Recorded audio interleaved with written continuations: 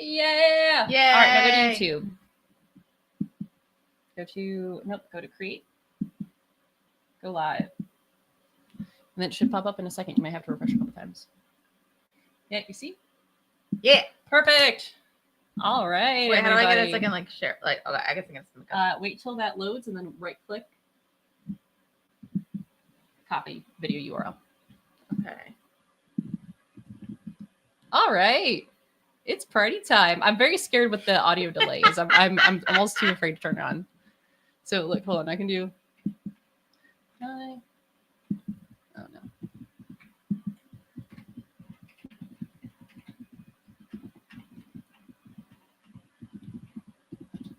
Oh my god, that's so exciting. Look at this. Oh my god, now it's you. Oh my god. Hold. I should bring this closer. I didn't want to have like two keyboards at once, but I'll do it.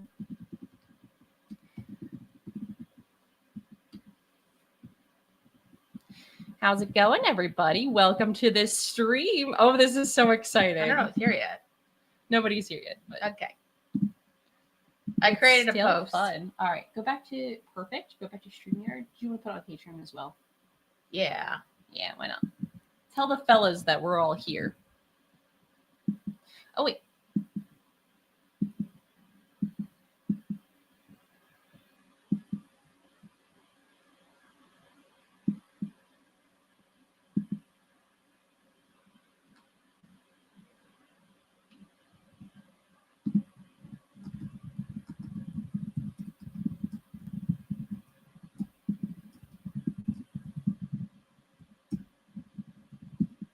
I wish I had some music here for everybody. I thought I was gonna say put on one of the themes and see what happens. Immediately copyright block. We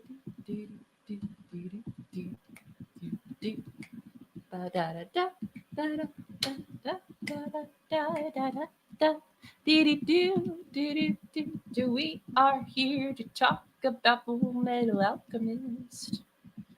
Brotherhood. Hey, I got a camera over there. Dara's got a camera over there.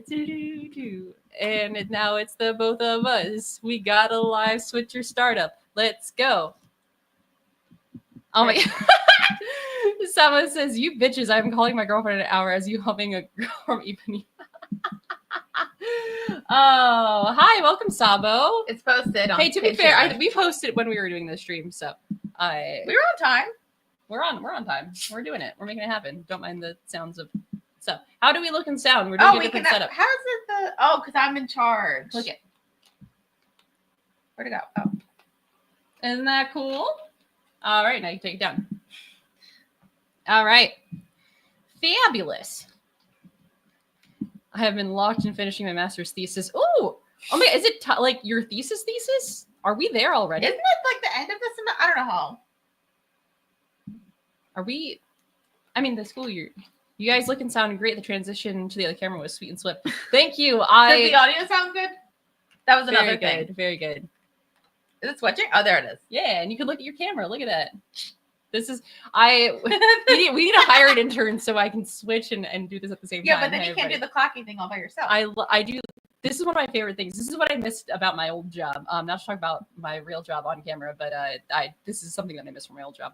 Perfect. Thank you. Saba says, yeah, my thesis is due on the 15th. Wow. And are you going to be done school after that? Because the passage of time has been freaky. I forget how far you are along in your program. Okay, so 5 years ago was the pandemic. Hey, don't say these things to me. Don't.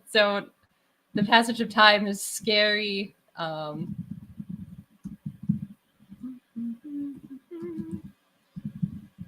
I'll be done with my master's after. Perfect. All right. I think this is the first time we've done like a live stream in person in this space. It is. This is the first time that we have done a live stream officially here in this space. Like we so done that's live really streams cool. from the space, but they were like through StreamYard and we were not in the same space. Yeah. But the last like wrap-up, in-person live stream we did was at your old place. yeah, the last wrap-up show we did was Bacano, and then we did like a sort of live stream wrap-up with like the first 3 seasons of Community, but then we're gonna do like a bigger one when we're done. And hopefully we'll have this same setup. Yeah. Someone says, my FMAB question is Golden Time Lover best opening. Yes. Which one's that? I don't know the names. I made my ranking, which is the definitive ranking, clearly. Yes. I don't know that I didn't know there was like names to the songs, so I just like did them by seasons. Okay, so maybe we're gonna have to take a second to match those two up. Make sure we will be getting to that. I think we have some time before we get there. It's the third one. Okay. We'll see when we get to that. We have some time before we get to that. Should we get like fully started then? Yeah. Somebody texted me. Who was it? Was it my girlfriend?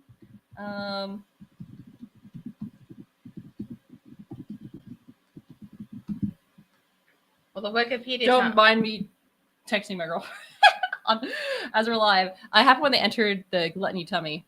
Oh yeah. I was gonna say, will the Wikipedia tell me the names of the theme songs? Should. Where?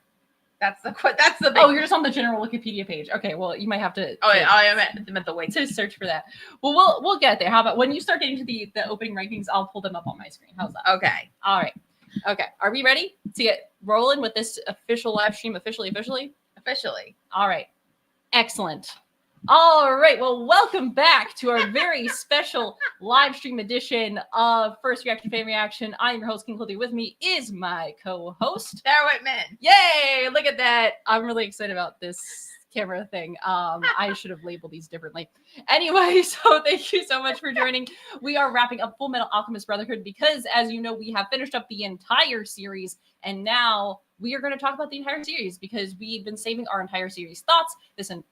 Since we finished our last episode, we really just covered kind of our final arc thoughts and that final episode thought, and now we can finally transition into talking about this series as a whole. So, Dara, I want to start off with you and talk more about your thoughts coming into the show as the first reaction. I do want to say, give some general thoughts. Commenting. Yes. I haven't seen you guys' reaction to the finale, and I was genuinely sobbing when I watched it at a bus stop.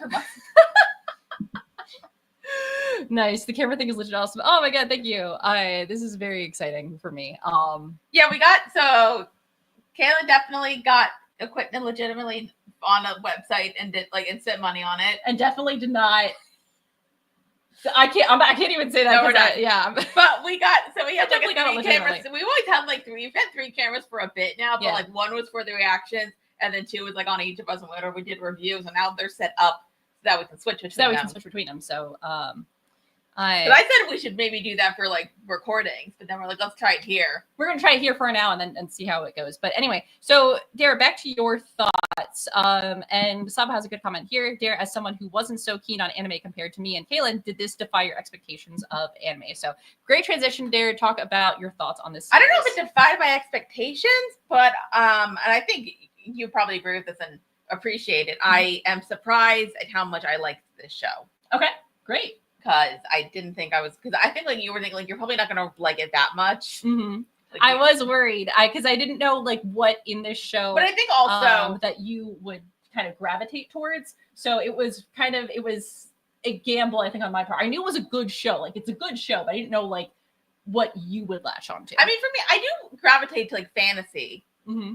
I think that kind of helped. Yeah. Even though it's not, this is more I'd say like urban fantasy a bit. It's in that area.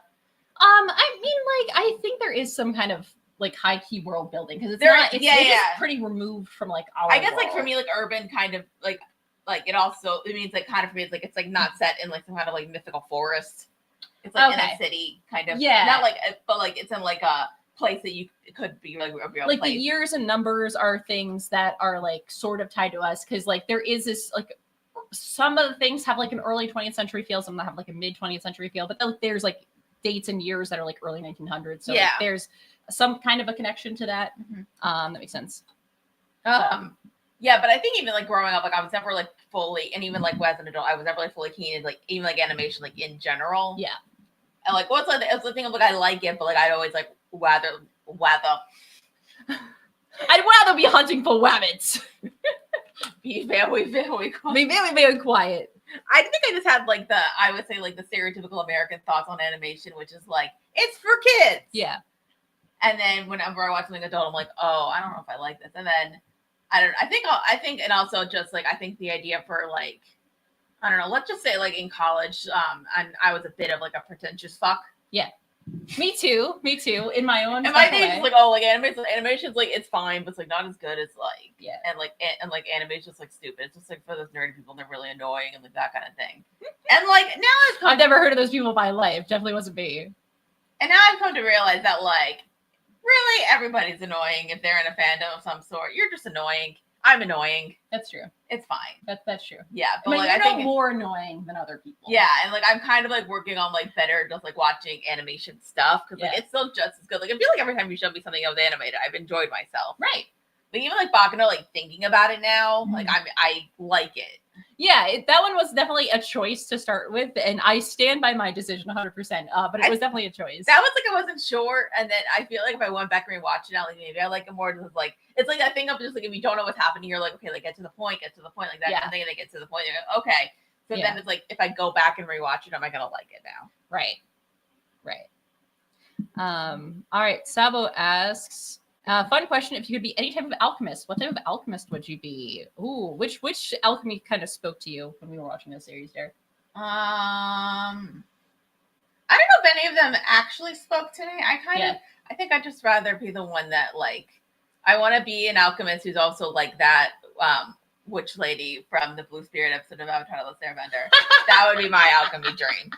Just like you portal, like pestle and mortar. Yeah, grinding up stuff, putting it into a pot, stirring it up, making something. Oh yeah. Be like you can like a medical alchemy, but like in a fun. Yeah, like a little cozy witch. Yeah, that's fun. I think that's a really good. I think that's a good transition into like how do you feel like looking more into the world of Fullmetal Alchemist. Not just how we think about the series, but like starting to get into like the different elements of it, and we're talking about world building. A huge point is alchemy, which is essentially a magic system. How did you feel about alchemy as a magic system in the series? I love how it's like you click it and then it's immediately on mine. Sorry. Please pay no mind to the camera switching. I don't have tally lights either, so I can't even like show you which on here, but we can see it on the screen. Yeah. So anyway. Temporarily felt. I mean, like it kind of, I don't know if it felt like super like different to me. It was kind of was because like everybody saw it as like science, but it was like kind of like magic, but it's kind of like it is a magic system. But I think if you kind of just like compare it to like it's like kind of just like one and the same, where it's like you're still like it's like magic and science are kind of the same, except like one is just real. Yeah. Right. Yeah, but I mean like magic is just science we don't have an explanation for. I feel like science is like magic stuff can happen, but if somebody actually like, how did you do that? They can go step by step like what they did to get to that point. And then magic is somebody's like, how did you do that? You're just like magic. Yeah, and that, I mean like and I think a lot of different kinds of media just kind of like do blur that line between like science and magic, especially as we like I think like the evolution of like how we treat media and fantasy series, that there is definitely a mix between like how much magic is science, how much science is magic. And Fullmetal Alchemist like opens the series with, and I think like further hammers the point home in like probably the 2003 series, but also in the 2009 series as well, being like, no, it's not magic, it's alchemy, but like it's a magic system. And I think I also realized like why I do enjoy this so much, and I realize it's like now over time. Is that it doesn't like for me, I think it's not really the genre, it's just like if you get me to like care about everybody. Yeah.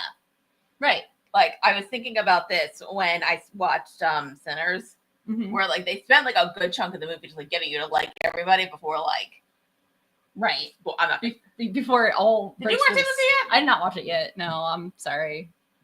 Maybe we'll do a double feature for that for Halloween. We'll do Jennifer's Body and Sinners. That would be a hell of a stream. That would be a hell of a stream. Patreon. Because this is technically a public stream, so. then there's this legit the movie of the year. That's fair. Yeah, I hear only good things about it, so I'm really excited. Yeah. But like, yeah, because I was thinking about like I was also thinking about like other shows where I didn't like them, even though like they had elements that I liked. I guess like I was thinking of like something like comparison about like Bakano, about like how like it took a while for me to care, but now I'm kind of thinking like I think I like it more now because I realized like I like the characters, and I was comparing it to the show Dollhouse, where like it took a while for stuff to happen, but I was getting really bored because I didn't care about anybody, or even like True Detective season 2, where have you heard how bad that season is? I've heard about it. Yeah. Yeah. So like, there's like a bunch of stuff that happened in that season, and I remember like somebody's like saying, like some people saying like, no, who liked it, and like, oh no, you just don't get it, and I'm like, no, I understand, I just don't care enough. So that's why I didn't keep track. Yeah. So like, if I cared enough, I would keep track. Right. I think that's the thing. It's like you got to get people to like care about your characters, which is hard. Right. Especially like if they're even like I would say if the character's supposed to be like a bad one, like all of the villains, they're at least interesting. Like I want to follow them. Right. Yeah. It's about being compelling. No, but I think that's a really interesting question. Like what was the moment in Fullmetal Alchemist where you're like, yeah, this one, I like this one. Like what is there a moment that you remember being like, okay, I'm on board now? I think I felt bad in like episode 2 with like, all that stuff. Yeah. And then I was like episode 3, I was kind of like wondering where we're going. And then episode 4, I got traumatized. I think that was like a thing of just like that is the moment for a lot of people. That kind of got me like it's like, oh shit, that's when the moment the show tells you what it is, and it's like, oh, you're having a fun time. I mean, I don't know how you're having a fun time up until that point, honestly, because the whole thing was heavy. Because there's a lot of I thought like originally like so like if we talk about what I thought, I think at first I thought that the show was some kind of like X-Men like thing, because it looked like we were at like a school at some point with a bunch of kids, like in the theme song. Okay. So then I'm like, oh, is this like a school for alchemy? And then as we watched a couple episodes, I'm like, they were not really like the thing that tied them together was the character. So I'm like, this is like a journeyman thing where we just like follow these like two characters like going on different adventures, which I was fine with because I like that kind of stuff as like a cozy kind of thing. But then we kind of got into a plot. Yeah, absolutely. Yeah, and like even like I think at one point I was like I wasn't sure how I felt about the military people. That I started to like them. Well, I remember when we first opened the show, you were like, oh, military, they have a Führer, that's bad, and you immediately clock them as bad, and then I think it gets more interesting. Listen, in my experience, as in life, if somebody uses the word Führer, I just assume it's bad. That is a fair assumption. In my culture, that's a fair assumption.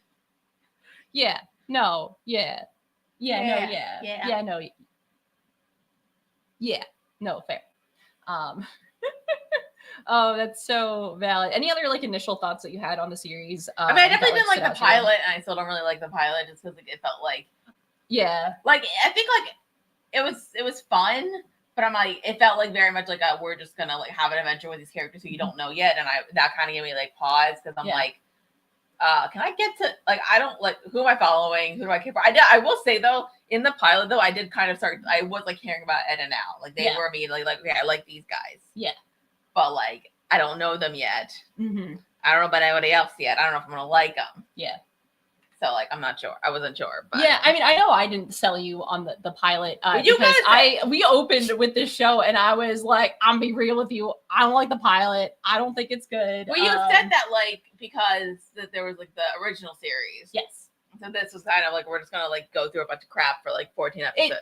Like the pilot was for like the fans of the original, basically. Yeah, the pilot was like to like introduce everybody on a technicality. Yeah, and it's really with the assumption that you've seen the first series because like all these guys. It's fine. You remember this guy, and they're like making their appearances, and it feels like you're watching a sitcom where like the famous actor walks on screen. You're like, yeah. Woo! Yeah, and that's what it feels like every time a character walks on screen in that pilot episode. So I know I didn't do I definitely wasn't trying to sell you on it because one, I didn't really like that episode anyway, and two, because like I'm like this isn't like it's not the most organic way to introduce these characters. Right. It's not terrible. Like it's not the worst episode ever. It's just like we went back and watched 2003 for a reason. Yeah. Just like compare the openings of those shows. So we watch those episodes.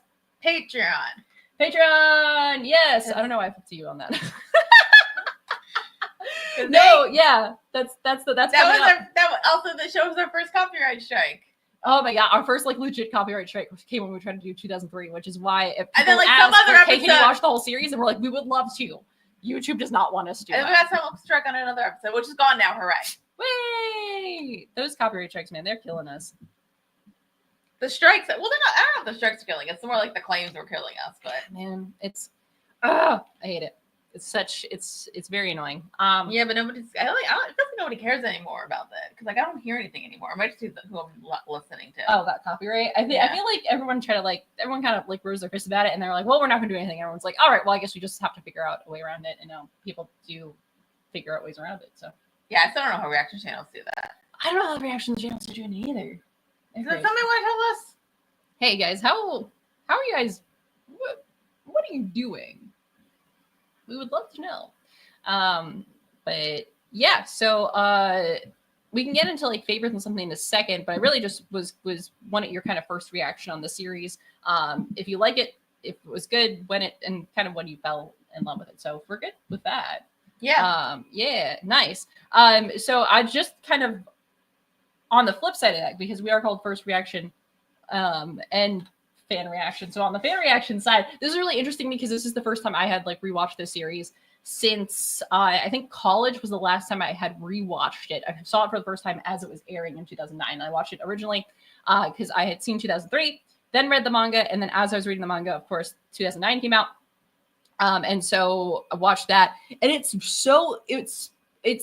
a really good time to rewatch this series, I think. I mean, it's always a good time to rewatch the series because it's a good show. But I remember the things I really liked about it. I still really like about it, and I think it holds up even more now. But now I can watching it as like a full-blown adult. I think I have a lot more appreciation for certain elements of this show than I did when I was like watching it at 15. Because I when I first watched the show originally, I was the same age as the like the main characters. Yeah. And so I'm like, yeah. They're going through a lot of trauma for 15-year-olds. Yeah, well, you don't even think about it though, because you're like, oh yeah, this is the protagonist of the show, like this, and you don't really think about like the horror of like these are children, in like the horrible things that they're going through. You're just like, oh yeah, and then when you get older, you're like, oh, this is a horrifying thing to go through. But I think the one thing I appreciated a lot rewatching this show was how it really balances having teenage protagonists surrounded by a cast of like actual adults. And I think there's a lot of shows and media with teenagers where the adults are like absolutely moronic and have no idea what they're doing. And they're just like, they're untrustworthy and completely just like, and incapable. And so I think, but also like, I mean, and that's because of the genre, right? And you want to empower like kids to like take charge and do things. But like, also you have to be careful to like not encourage kids to like not trust adults because they're like completely incapable. I think this show does a really good idea. I mean, they're like teenagers and it's like definitely an older show, so we don't really have to like teach lessons to children in a way. But I think this show does like a really realistic job of portraying people in different age groups where we have like the very precocious, intelligent young kids who like have no reason to be part of a system, so they're constantly bucking the system, and are able to do things that the adult characters can't do because of that, because they're like, screw the rules, we're going to do how we want when we want it, in the way exactly how, you know, the way that we want to do it. And then you also have that contrasting with like the military subplot, and a lot of the older characters who have the knowledge and the relationships that they built over years and years, that lead to some like really interesting kind of interplay, and just like just the planning, like everything that Mustang does is crazy. But it's like really good. But they also like carry a weight with them that the children don't necessarily have to. I mean, and now they're a lot of dramatic stuff. But you also have like a large section of like the main cast, which are like perpetuators of genocide. And then that becomes really interesting too. So the adults are still very capable, but can't do things that the kids can do, and vice versa. So I think it's like a really good balancing of different ages that I think I didn't appreciate when I was watching this, between the ages of like 15 and 19. So I really like that. So I think the show holds up even more as we go on, especially like some of the themes on it. We can talk about that in a second. If we want to get dark about it, we can talk about some of like the themes, like the war. What is it good for? Absolutely nothing. Like handling genocide, handling what it is to be on the side of the perpetuator of genocide, which is deep. And like, that's especially coming to terms with that, I think, when you're 15 versus like, we don't really have to think about it as much versus like when you're adult now and then have to like look at the world and how it is and then how you fit into all of that. So I do think the show actually holds up more now as an adult as it did when I was that age. So let's say that was a question. Yeah, what's up? What was thoughts on the way they revealed the motivation decisions of Hohenheim? I absolutely adore his character. Truly a tragic figure. It's tragic. I love Hohenheim. Hohenheim's a fantastic character. It's definitely interesting. And like my thing, like for what, because like you're trying to, I'm like, I always, like throughout the show, I'm like, there's something more to him than just like an asshole who abandoned his children. Right. I'm like, there's definitely something, there's like, I felt like there was a reason for him to abandon his children. Not that that's okay. Yeah. Don't abandon your children. And then he got more into it. Don't walk out on your kids. And he got more into it. And then like, you're kind of like, he's definitely like this like character who was just like, no, literally nobody. He was a number. And then he like found, so like through just like, like unconsensually giving her blood. Yeah. And manipulation became like this immortal being who like thought that they were gonna have who thought he was never gonna have like this like the family that he did want, and then he ended up getting it and he was so happy, but then he realized that like, oh no, like the person who created me essentially is going to destroy the world. So and like I think like I probably should have like, obviously his plan worked. Right. And it took a while, but I feel like he should have planned it out a bit better when it came to the fact that he had kids. Like not being. Are you saying that Hohenheim is a deadbeat father? I'm just thinking it's like, you know what's interesting? Yeah. Because I think you mentioned like he doesn't really have a concept of time, so like him thinking being gone for so long wasn't going to be a big deal. Like, like he was like, oh, this is going to be a big deal. Like that. Like I felt like I think like at that point his concept of time is so warped that he wasn't thinking for like hundreds and hundreds of years. Right. So he wasn't thinking like, oh, maybe I should like not just like try to do this all at once. Yeah. But like have this be slower because like we don't know. I don't know like when exactly this is gonna happen. Well, I mean, there was an idea. I mean, like they did know that there was the eclipse. The promise. So like okay, so it's like okay, so when did it leave? When Ed was like 3? Yeah, 5. 5, sure. 4 or 5. Don't. So somebody. So and then so he had like 10 years. Yeah. So if he had concept of time, he would have been like, all right, let me plan this out so that I'm only gone for maybe like a couple months and then I'll come back. Yeah. For a bit. And then even through that, as my kids get older, I can talk to them about what's going on. Right. And then my kids will love me. Yeah. Instead of what happened. Right. And then like when his wife died, like he probably would have noticed that like I'm not saying he could have saved Trisha. Yeah. Unfortunately. No, I think Trisha was doomed by the plot. Unfortunately. But I do think that I do think like obviously like he would have been aware that she was sick and maybe like taking care of her, and they could have like thought of another plan about like taking care of the kids like while you're away. No, instead he just he doesn't think about that. He didn't think about that, and he probably should have, and he probably regrets it. I think because I do think he loved it. He did love them. Yeah, he did. And he didn't understand how to like deal with this because trauma. You know, trauma. Sawa does have a good comment here. It says, I think him having kids is what made him truly understand the stakes of father's plan. And that's why I feel he started truly once his kids were growing as beautiful people. Yeah.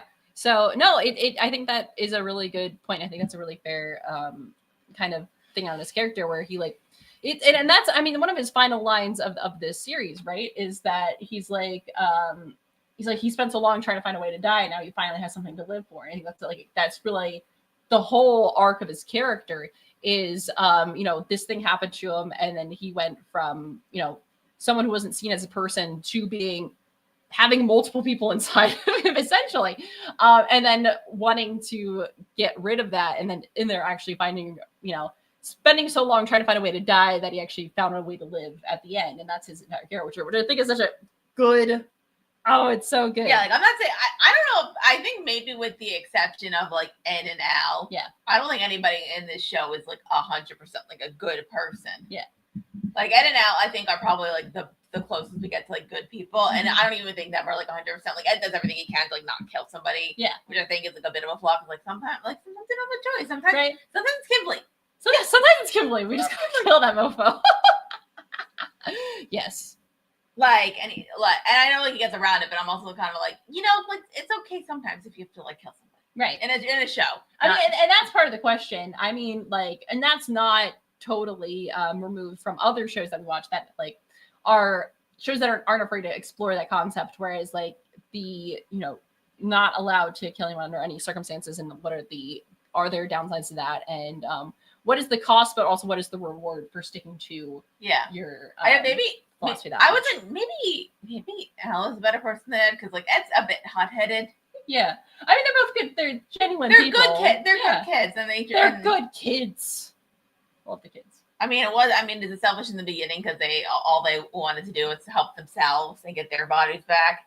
Versus, which I don't think is selfish, but that's not selfish. But it's not selfish, especially like once they kind of figure out what's going on, then they're like, all right, we got to solve this first, right? And then figure out ways, and then they're always helping people along the way. So they're good people. But I mean, like back to the Hohenheim as a character, though. I think like a lot of things he did, a lot of things he did were with good intentions, because, and that's I think the complicated part of him is that like he gives you plenty of reasons to want to hate him, because he did like walk out on his children, who are characters that we very much like. And so, you want to have that, you want that reason to justify hating him, but then you realize he like did it for like good reasons, I guess, to like save all of humanity. And it works. You said it yourself, like his plan worked. It was a good plan. And like it works so well that like, even though we have that moment in the show of like, oh my God, the bad guy just won the other thing, it lasts for all of like 20 seconds before the counter plan goes into it. Was funny effect, that like he didn't think of a plan to like destroy Father. He just came up with like a fail safe for when this happens. Yeah, which was interesting. Yeah. But like I mean we need like what else is gonna make us like main characters than a deadbeat father and a dead mom? Mm-hmm. That's how you do it. Right. Usually you only get one. Deadbeat father builds strong characters. Usually only get one. They got both.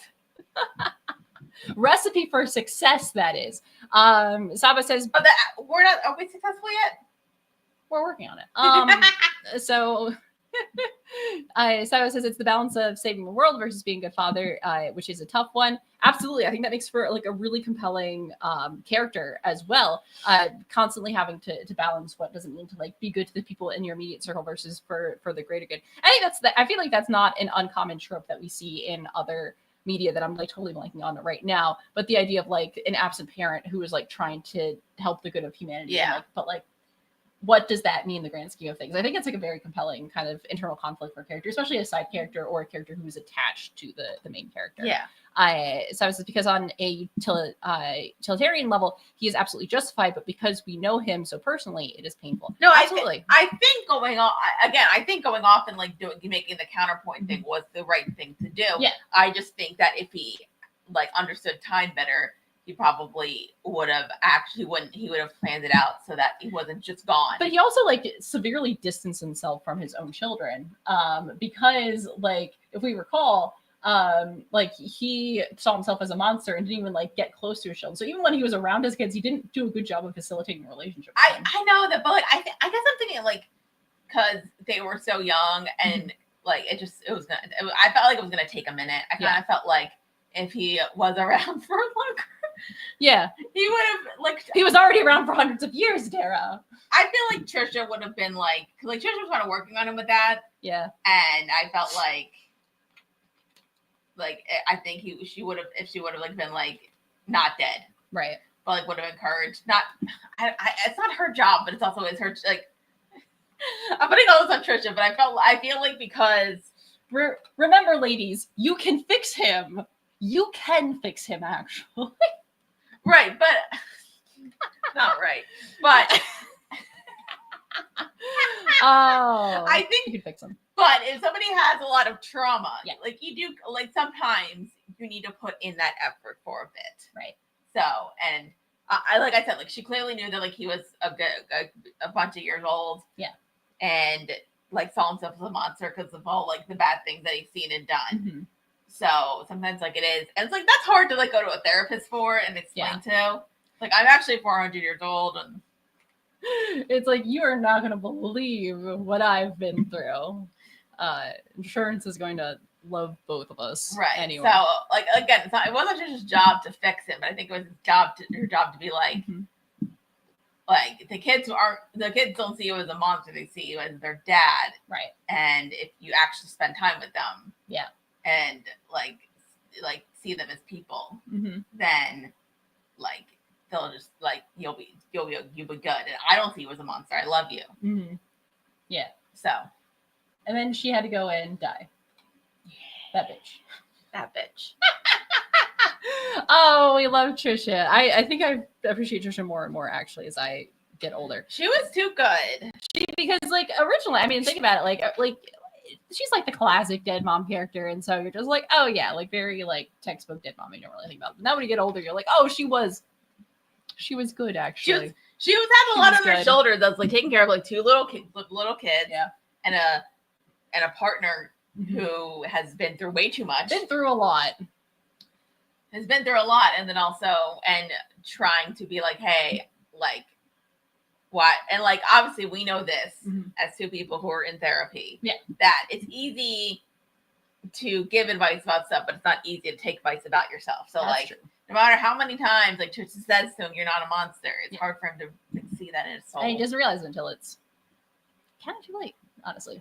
Very too late. Where the end of the world is just around the corner, buddy. We gotta go. We gotta go.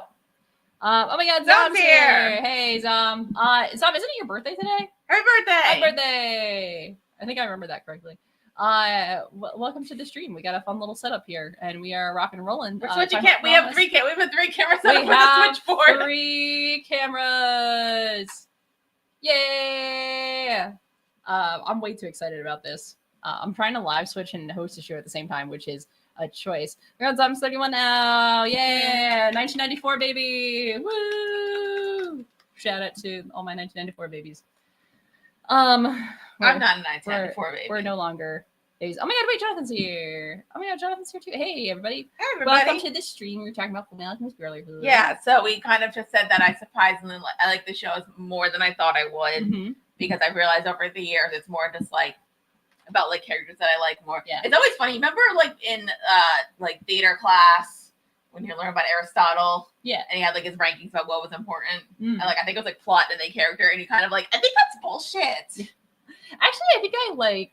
It's funny because I think like the last thing on the list is like spectacle, and I'm like, I can name several things that are just spectacle that I love. That's true. Yeah. Sometimes I'm like sometimes like it's the plot, and like I think they're wrong. I think it's character and then plot, because like you can have a good plot, but if I don't care about anybody, and also like you kind of like, I mean, like I've seen like a few like Fast and Furious movies. I like them, but they're spectacle, right?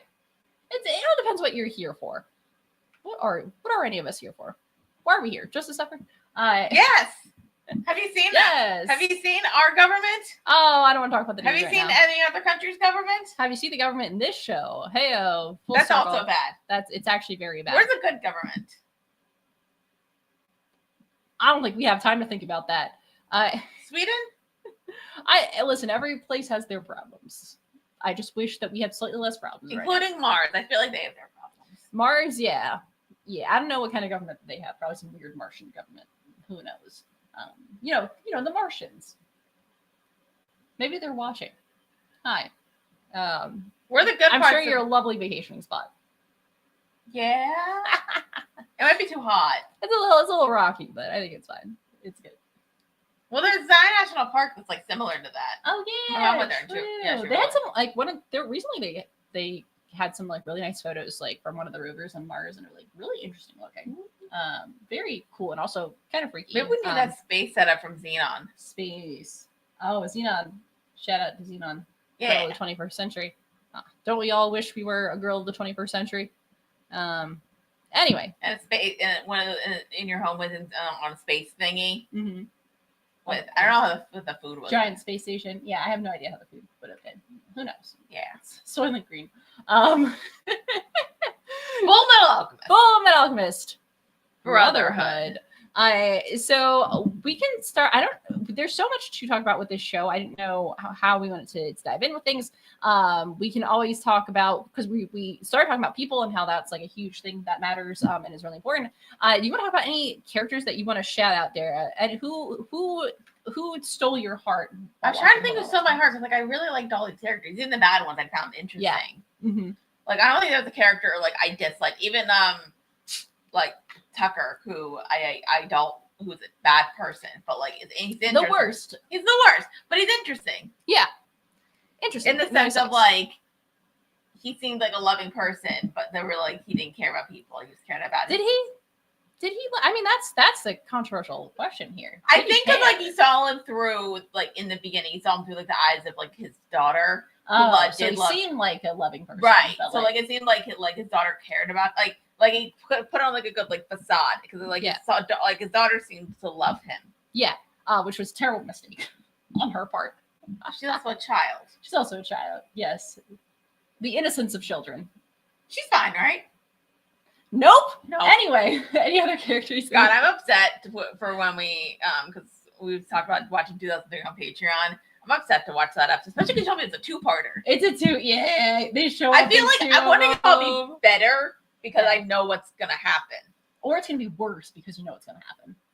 I know. Usually when I'm prepared, I'm well. Actually, that's not true. But now you have like even more of an emotional connection to the whole thing. Yeah, those are the things to think about.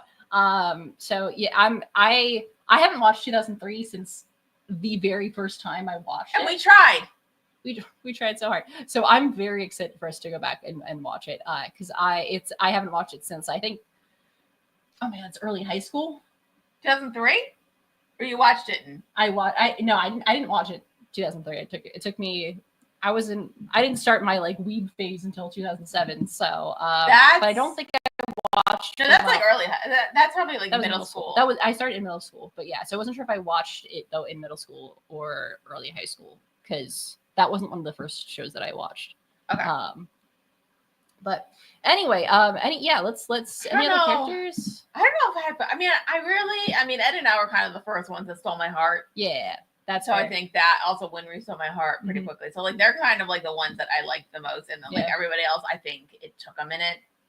Like the military, it wasn't like I'm just like I don't really care about the military. I just want to like follow Ed and Al on their adventures to try to get their bodies back. But then as like the military got more involved, and as like everybody was kind of like becoming more involved in the plot, I'm like, all right, let's go, and like figuring out like who you could trust. Because like military, I'm like, I don't know if I can trust you. Right. Yeah. And then I think probably once like Hughes died, I started like the military. Once they got rid of that guy. And I liked Hughes. He was like, yeah. But like I didn't know much about him. I'm like, oh, he seems fun. Right. He's he's got a wife and a kid. Yeah. And they also have like a happy family. Also, they like really right above in the pilot episode, they're like, you're supposed to like this guy. And I'm like, for me, it was like, all right, not too loud now.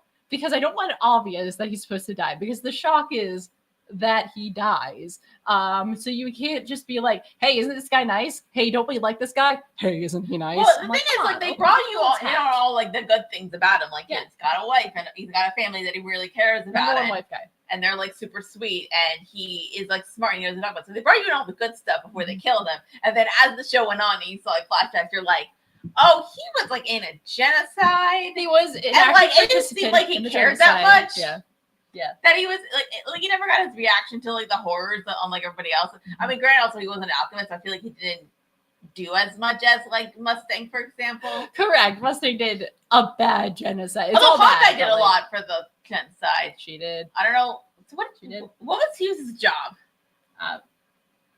Just he's a guy. Was it the guy? No, he was he higher ranked than Mustang or he wasn't? Actually, that's a good question. I forget in the war what his rank was. Probably low. That's my thinking. I'm like, yep. Like it felt like he didn't like have to murder anybody, but then Hawkeye did. But then also like Hawkeye was like a sharpshooter. Yeah. So like it kind of felt like Hughes is like more of like on like the business side. Maybe he did like some fighting, but kind of like I'm sure. Well, they made comments about like eyes of a killer, and so he looked like he had probably. But even, I guess it's never affected him. I don't know. Like never. Oh no, I think it did. We just don't see it like we never saw in the early part of the series, especially even like we don't really see that side until after he dies anyway.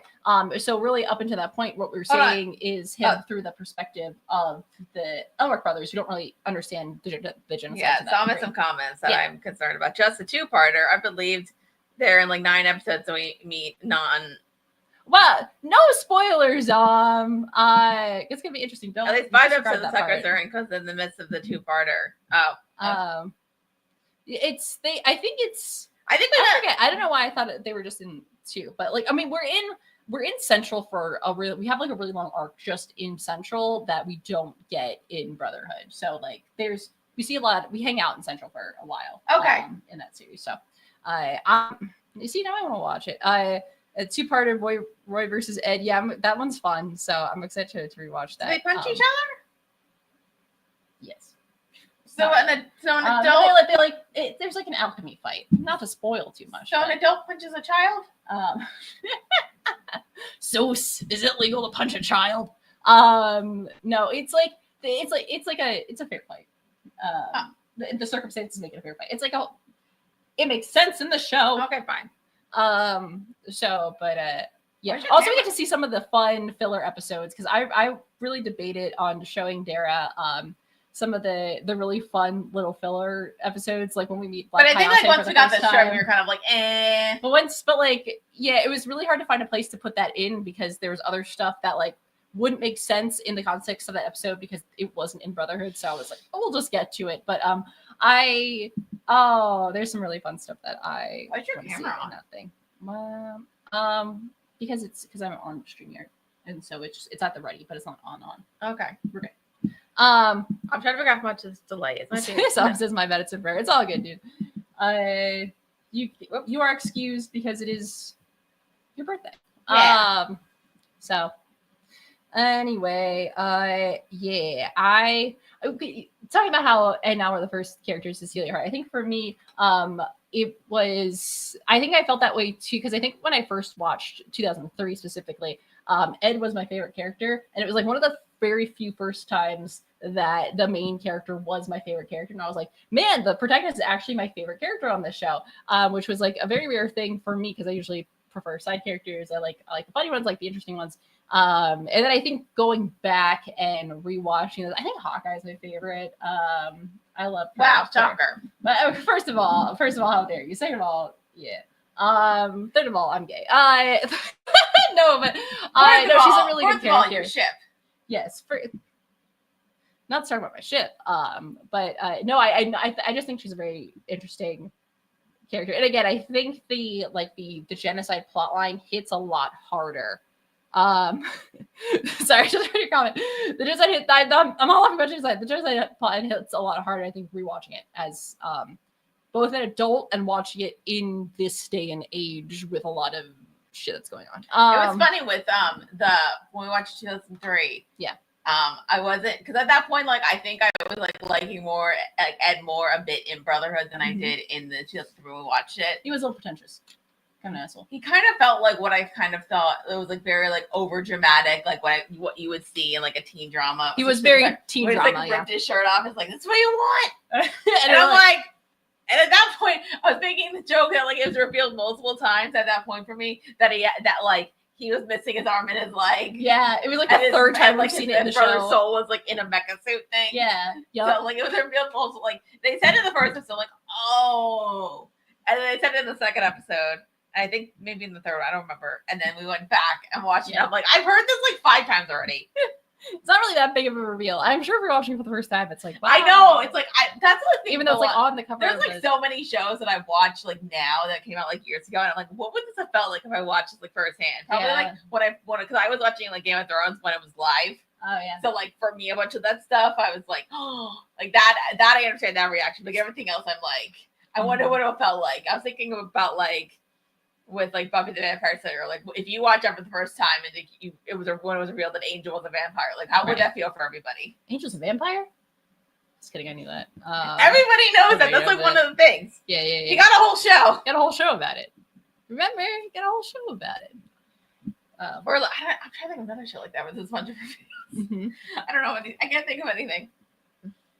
There's a bunch of reveals. Yeah. I always think about the Good Place specifically, as far as like rival spoilers. Where I feel like everybody knows the plot twist of that show. In the first season, it's one of the most like quoted lines of the show. But even like, and also like I do kind of think like you can know a plot twist and still like enjoy the show. Like I remember like on The Good Place, like I knew what happened in season 1 finale. Mm-hmm. I knew that, but then I still like didn't know what was gonna go happen the rest of the show. Yeah. The finale still broke me. Oh my god, the finale hurts. I literally like texted my therapist like I'm like, we might need to have an earlier session. I just watched the finale of The Good Place. And she was like, okay. Hey, I'm not well right now. This damaged me horrifically. Show. It's a good show. It's a very good show. I do really like that one very much. Fullmetal Alchemist. Brotherhood. They're brothers. They're brothers. Only closer. They are. Like I do kind of. I always wondered if we could have maybe seen. I guess because like they've been gone through too much in life. Mm-hmm. Where they had just like stick together and it had to be like the big brother to take care of his little brother. Mm-hmm. But like we never even said to like fight or anything. Yeah. And I'm like, I wonder if we could see that because like I feel like if they had a normal life, they would have fought a little bit when they were kids. Correct. Yeah. I'm trying to think if we like see them. Definitely, probably not in Brotherhood. I don't think so. I think in the original series they might have had some more like head knocking. But I'm trying to think. Yeah. I think especially because I think we zoom like through their backstory. We don't really get to see any conflicts or anything. But I mean, because they were like really young when like their mom died, and then they and again, and Ed is. I mean, like I always like wondered if Al felt resentment towards Ed because like Ed was kind of like the person who was like the catalyst for like the one like, oh, let's learn alchemy, let's do this thing to bring our mother back, and then like Al ends up kind of like losing the most, which is like his entire body and having that risk factor of like he could just like die and his body could be destroyed. Yeah. Meanwhile, Ed just loses his arm and his leg, and it gets a bunch of cool powers. I know Al gets them eventually, but like so like you never like see that resentment like in Al. I'm not saying he had to, but I've been curious like if he did feel that way at like some points to be like, this is your like or maybe there would be like some kind of like magic. I'm thinking of like other shows where there's like a spell where somebody has to like reveal their like worst thoughts about somebody. Mm-hmm. Yeah, no, I think once we get to 2003, I think there's a little more conflict there. I mean, like we kind of sort of see it in the plot line, like right after we meet Mary the Chopper for the first time. Yeah. Where there is like the idea of like, oh, false memories and like things like that. And Al does have like a little bit of like like not knowing who he is and like having doubts about people around him. I think it gets pretty. We don't spend a lot of time on that here, and I think I'm trying to think of 2003. It's played up a little more or not. Yeah. I'm trying to remember. Some mentioned Angel, my favorite character, got killed off because the actor was having issues. Yes, I know exactly what you're talking about, and he was a good character. That's a shame. Yeah.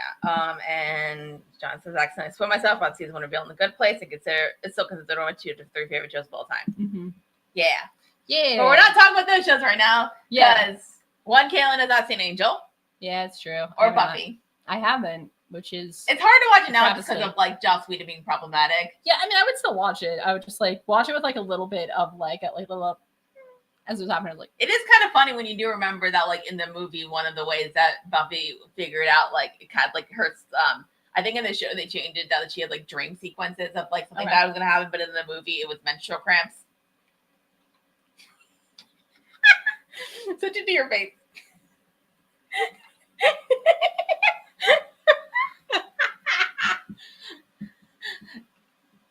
And I looked it up because I think I was watching a video because that script, the movies are kind of got switched on too much. So maybe it was the producer's fault. No, that was in the original script. I feel like Joss Whedon's problem. Yeah. Unfortunately, compared to too much. I say like if we compare him to like other people in Hollywood, he's like mid-tier. I think everyone kind of sucks a little bit, actually. Controversial take here. Well, not Dolly. No, we love Dolly Parton here. But anyway. My butterflies from Dollywood are far away. So I can't. Yeah, they're all good. Shout out to our Dollywood trip. That was. John says that's a reaction. This is we get complete like 3 dimensions. We got 3 camera shots worth of looks from us. So this is very dangerous. We'll see what happens when We'll see what happens. Just if we want to keep doing this or not. You're in the wrong thing. I know. No, I'm not. I forgot. That's the preview. Yeah. So, oh my god, if we did this live, that'd be nuts. So, we are doing this live. No, but I mean, like, if I was live switching instead of doing preview and switching, that'd be a lot. Hi. All right. Well, I'm not gonna make people dizzy. This is very fun. I'm so excited about having this switcher. What were we talking about? Fullmetal Alchemist. Brotherhood. So we talked about some characters that we really like. And also feel free to, for those watching, if you have some characters you want to shout out your favorite characters. I'm trying to think who my favorite villain was. Ooh, that's a good question. I will say that Father was not my favorite villain. He was fine. Mm-hmm. I think he's one of those characters that are like the little homunculus in the flat, whatever the hell it was. I guess there was some of the homunculuses who were more interesting to follow. Mm-hmm. Their backstories are probably interesting. Rat's backstory was interesting, but it wasn't that interesting to me. Mm-hmm. I mean, I'd say Greed is more of and he was a villain, but then I think he kind of turned into an anti-hero. Mm-hmm. Tom says my favorite villain was Kimberly. He's a good villain. Kimberly is a really good villain. I don't know if he's a great, because he's just so evil. It's kind of just there's no complexity to him. Yeah. So there's that, but he's definitely a fun villain. Kimberly is very fun because I think we talked about this a little bit on the show, and I think one of the interesting things about Kimberly is that he's a character who is essentially full of bloodlust, but we see him as time goes on. I think a lot of characters start off as being kind of together and then they kind of falling apart as the series goes. I feel a lot of Kimberly, we see some of his earlier work, or early, he starts very heavy with the bloodlust and very unhinged, but when he has a plan, he does kind of get it together to enact that plan to then propel his bloodlust. I don't know, it's hard to explain. Kimberly is a really good character, and his only downside is being in a show full of fantastic villains. Right. That's literally his only downside. But he is a fantastic character because he's just I just like killing people, and that's his whole shtick. But it's good. Almost his favorite character overall is the type Scar and Greedling. Yeah, they're good. I think Scar is an anti-hero. I think Greedling's an anti-hero. Mm-hmm. It's also there's that Chucklehead kind of thing. Yeah. I feel I have a soft spot for Envy. Oh my god, Envy's a fantastic character. Fun. Envy is such a good. Envy is a banger, I think, in this series and also 2003 as well, because the homunculi, I've said this before, go in very different directions as far as what their whole deal is very different between 2003 and 2009. But I think Envy is good all the way around. Envy's a great character and probably one of my favorite villains from the show. And I did like Les. I thought she was a lot of fun. We did lose her too soon. Yeah, definitely. That's a character who I think got her kind of flowers in 2003, and then it leaves really early in this series. And Glennie's also he's fun. He just wants to eat stuff. He's sweet. Yeah. I guess I'm thinking the only character who's not very likable is Yoki. Oh yeah, because he sucks. But that's part of the joke, though. I know, it's funny. Yeah, it's part of the joke. Sometimes you kind of you need comic relief. Sometimes you need comic relief, stupid, shitty. Sometimes it's just yeah, he kind of sucks, but that's it. And that's kind of what makes it funny. And I think for me, I enjoy Yoki only because in 2003, there's more he shows up and then he goes away and he never comes back. And then he comes back obviously in the manga, but when you're watching Brotherhood and then he comes back, especially when he the last time, if you only ever watch the anime, you see him is in 2003. You're just oh my god, that guy? Are you kidding me? And I think it's just so silly and over the top because of it. But I like it. He sucks as a person, but he's very funny. The idea that he's the one that comes back out of a bunch of other characters that could come back or be important anyway is really funny. So yeah, Yoki sucks, but in kind of a way that I think is really funny. Yeah. I think looking at Zom's favorite characters, just Scar and Greedling.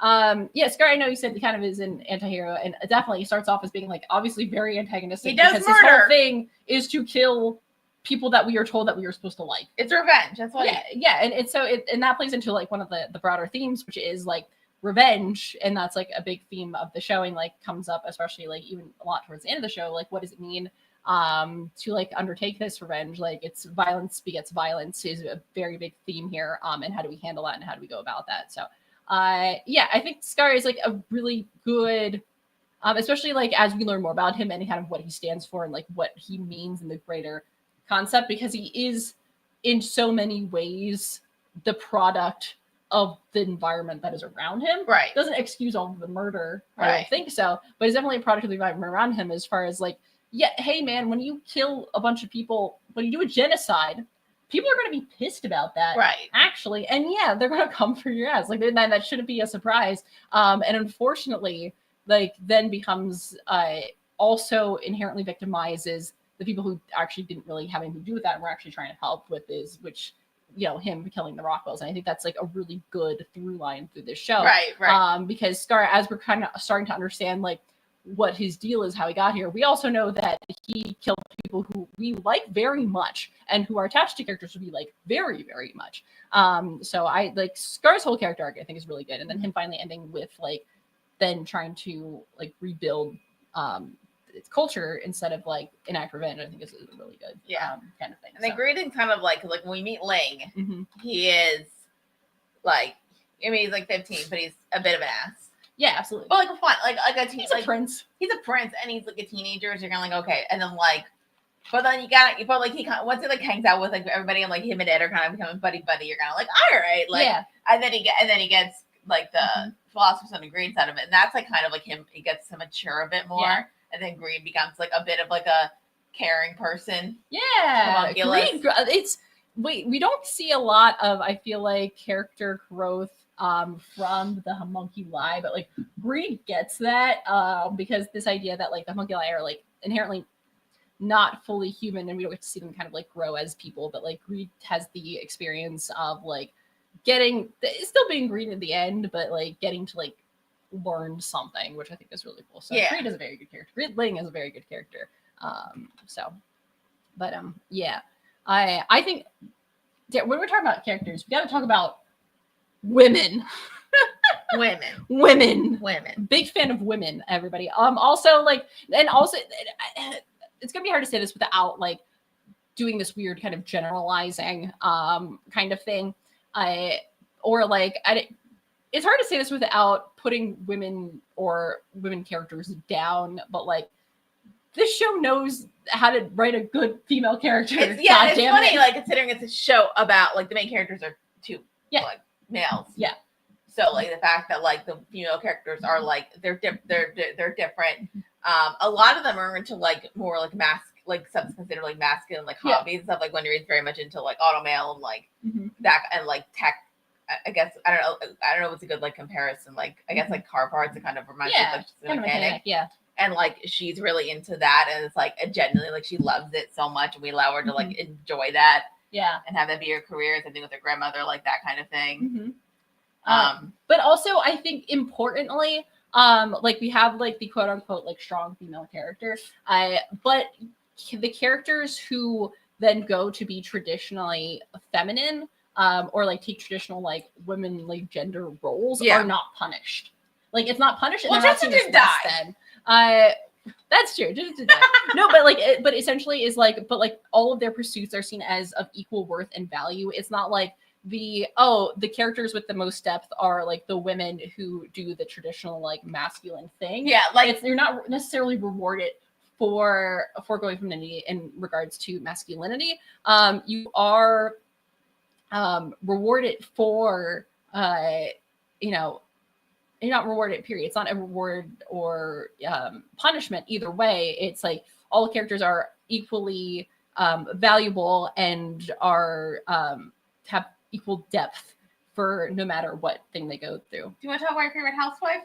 How did you know I was segueing into talking about Izumi Curtis? Because I know you, because you're saying like she's a housewife. She is a housewife. Yeah, no, but that's so important. Like Izumi Curtis is such a wonderful character. She's a housewife, but then also like, she had an interest in alchemy, and she like that was the thing she loved, and she studied it, and that kind of thing. And like everyone was happy. They were happy, and nothing bad ever happened to her. Nope. No, nothing bad ever happened to her. Nope. Sig was a good wife guy. Oh my god, we love Sig. We love Sig in this household. No, but like I think Izumi, like she distances herself from the title of Alchemist like for a lot of the series. But when she is hesitant to take up new students, which is like part of her whole like back story with Ed now. But she is like she's a very strong alchemist, very skillful, everything like that. But her major values in life are like her family and being a housewife, and she wears those things with pride, and it's never seen as less than. And so like her character arc is not necessarily foregoing the housewife thing, it's balancing the two. It's she's like, I'm a housewife and an alchemist, and it's so good. And it's, oh my god, Izumi Curtis is a fantastic character, and also like extremely tragic. Yeah. Because her whole backstory is so horrifying, but it's so real. I think it's so real, and I think it like really strikes deeply, and I think it handles it fantastically well. And I know in some comments he's like, well, remember a woman wrote the story. I think, okay, here's a controversial opinion. I'm taking a nap now. I'm not going to go on for long about this.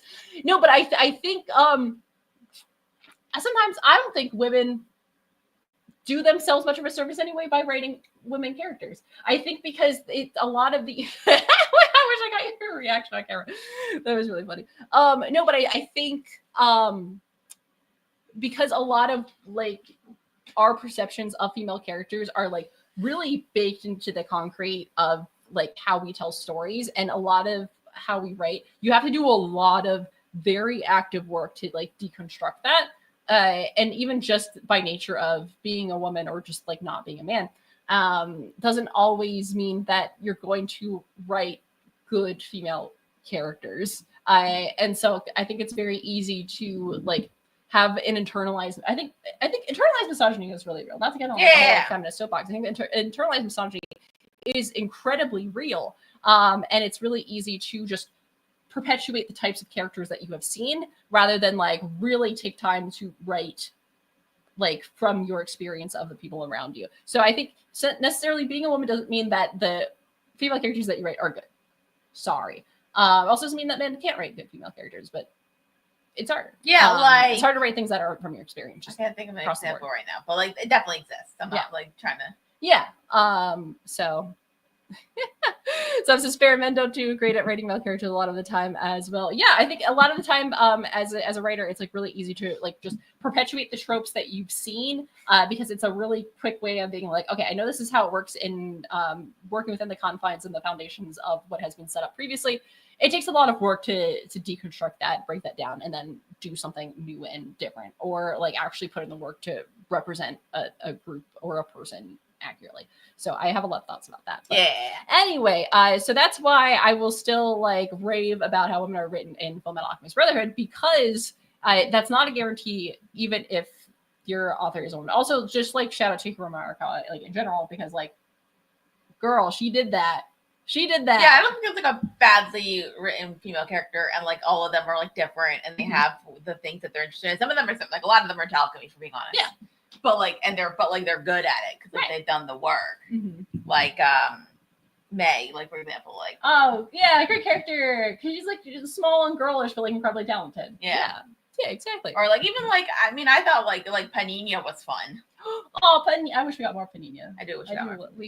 Or like Rose. We like Panina. I feel like Rose was like for a while it was kind of like that one character was kind of just like kind of like typical like female like in the beginning somebody like she's just there to be a love interest for the lead even though that didn't happen, and like she had a boyfriend who was dead, but then after that like she kind of felt like somebody who was like becoming like in charge of like and like helping out like becoming a better person. And we get like a really good like conversation between her and Winry later on in the show, that doesn't necessarily like revolve exclusively around men. So I was thinking of some men who write good female characters is that like Orphan Black was created by two men. Yeah. And they're good. That I know it's all one person, but still. Yeah. No, that's a really good point. And I think too, as far as if you want to watch our stuff on Orphan Black, go back. Yeah, it's on our channel. Just go back and watch it. Not all the reactions are, so go to our Patreon. It's free. Woo.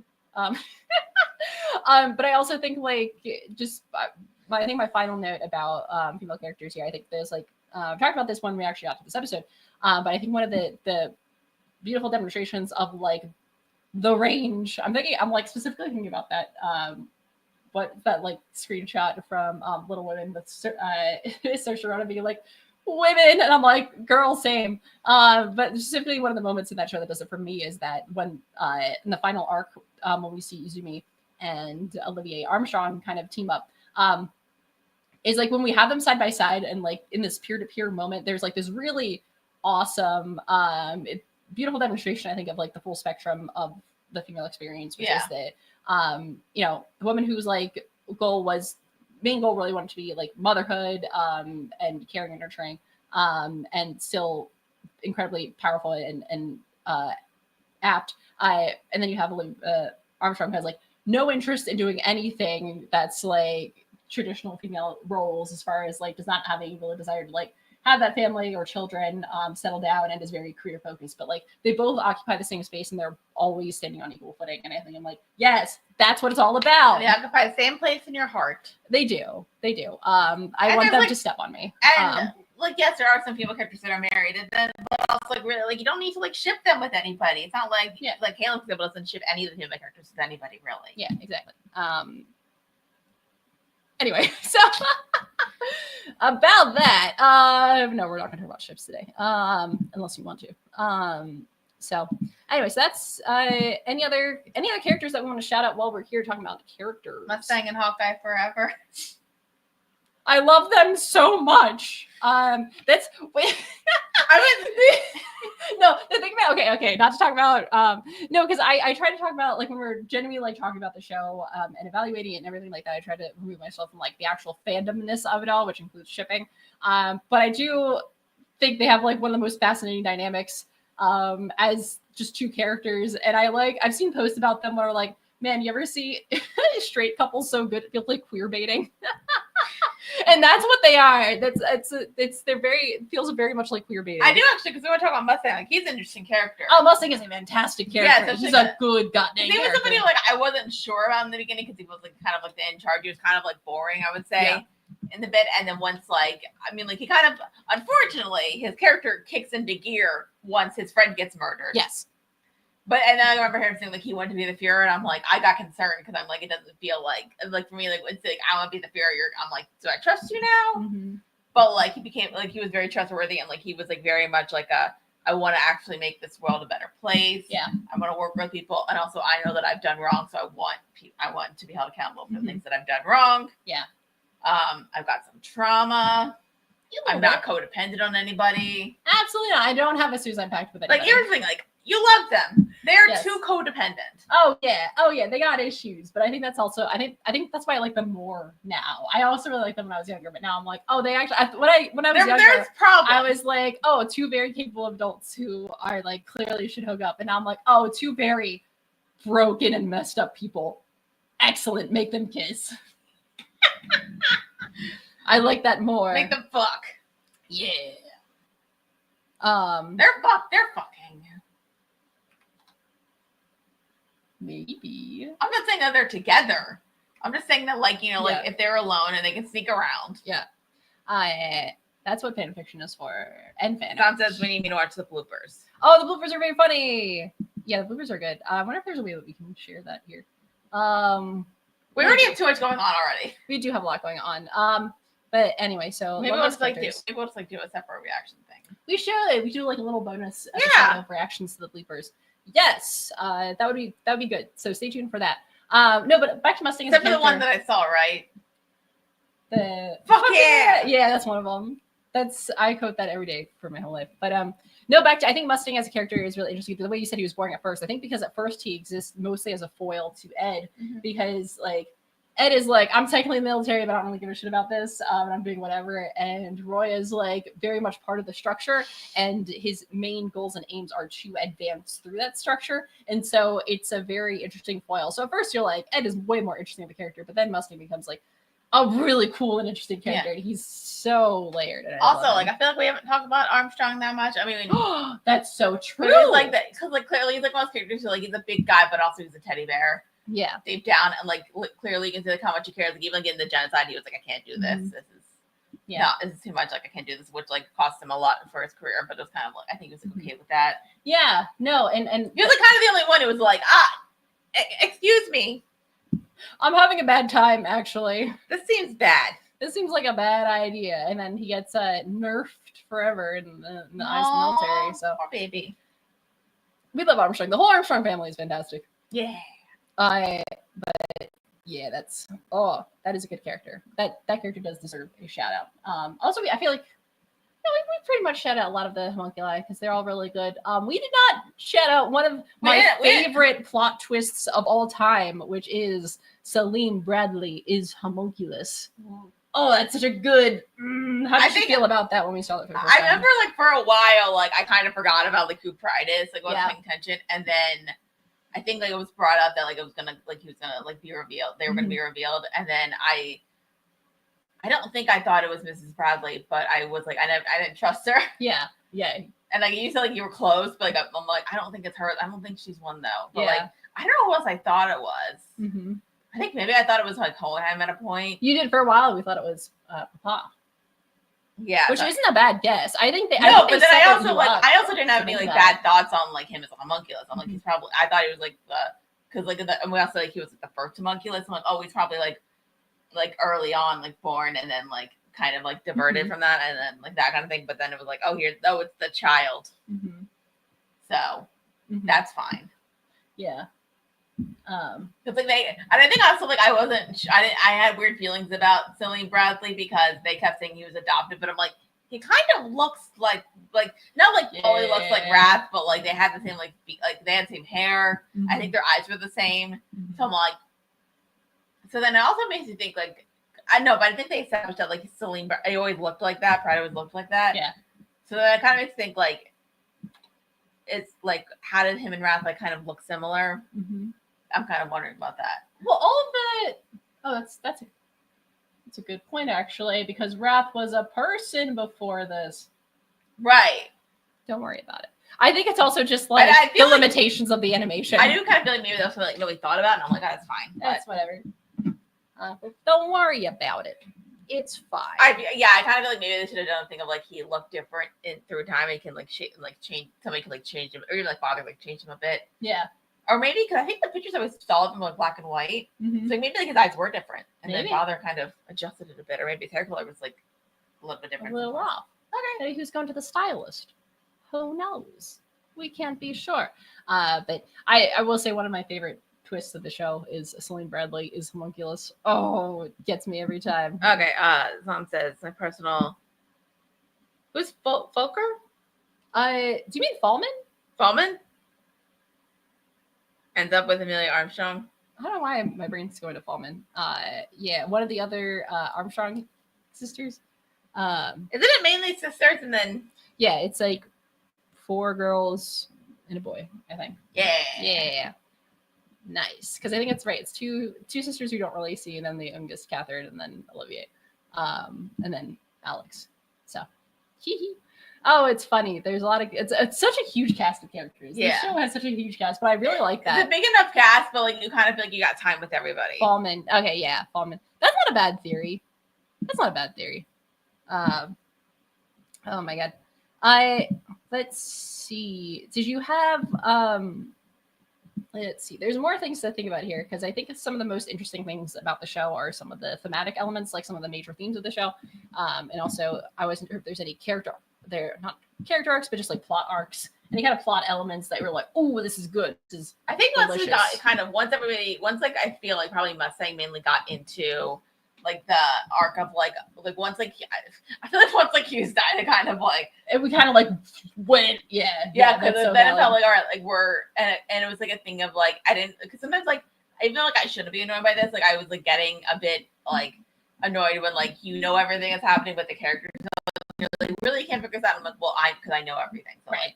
Like, but I did like how like and you mentioned so much times like everybody's like really smart, so it's like a lot of times like with these characters it's like they can figure it out but they're missing like an incredibly important piece.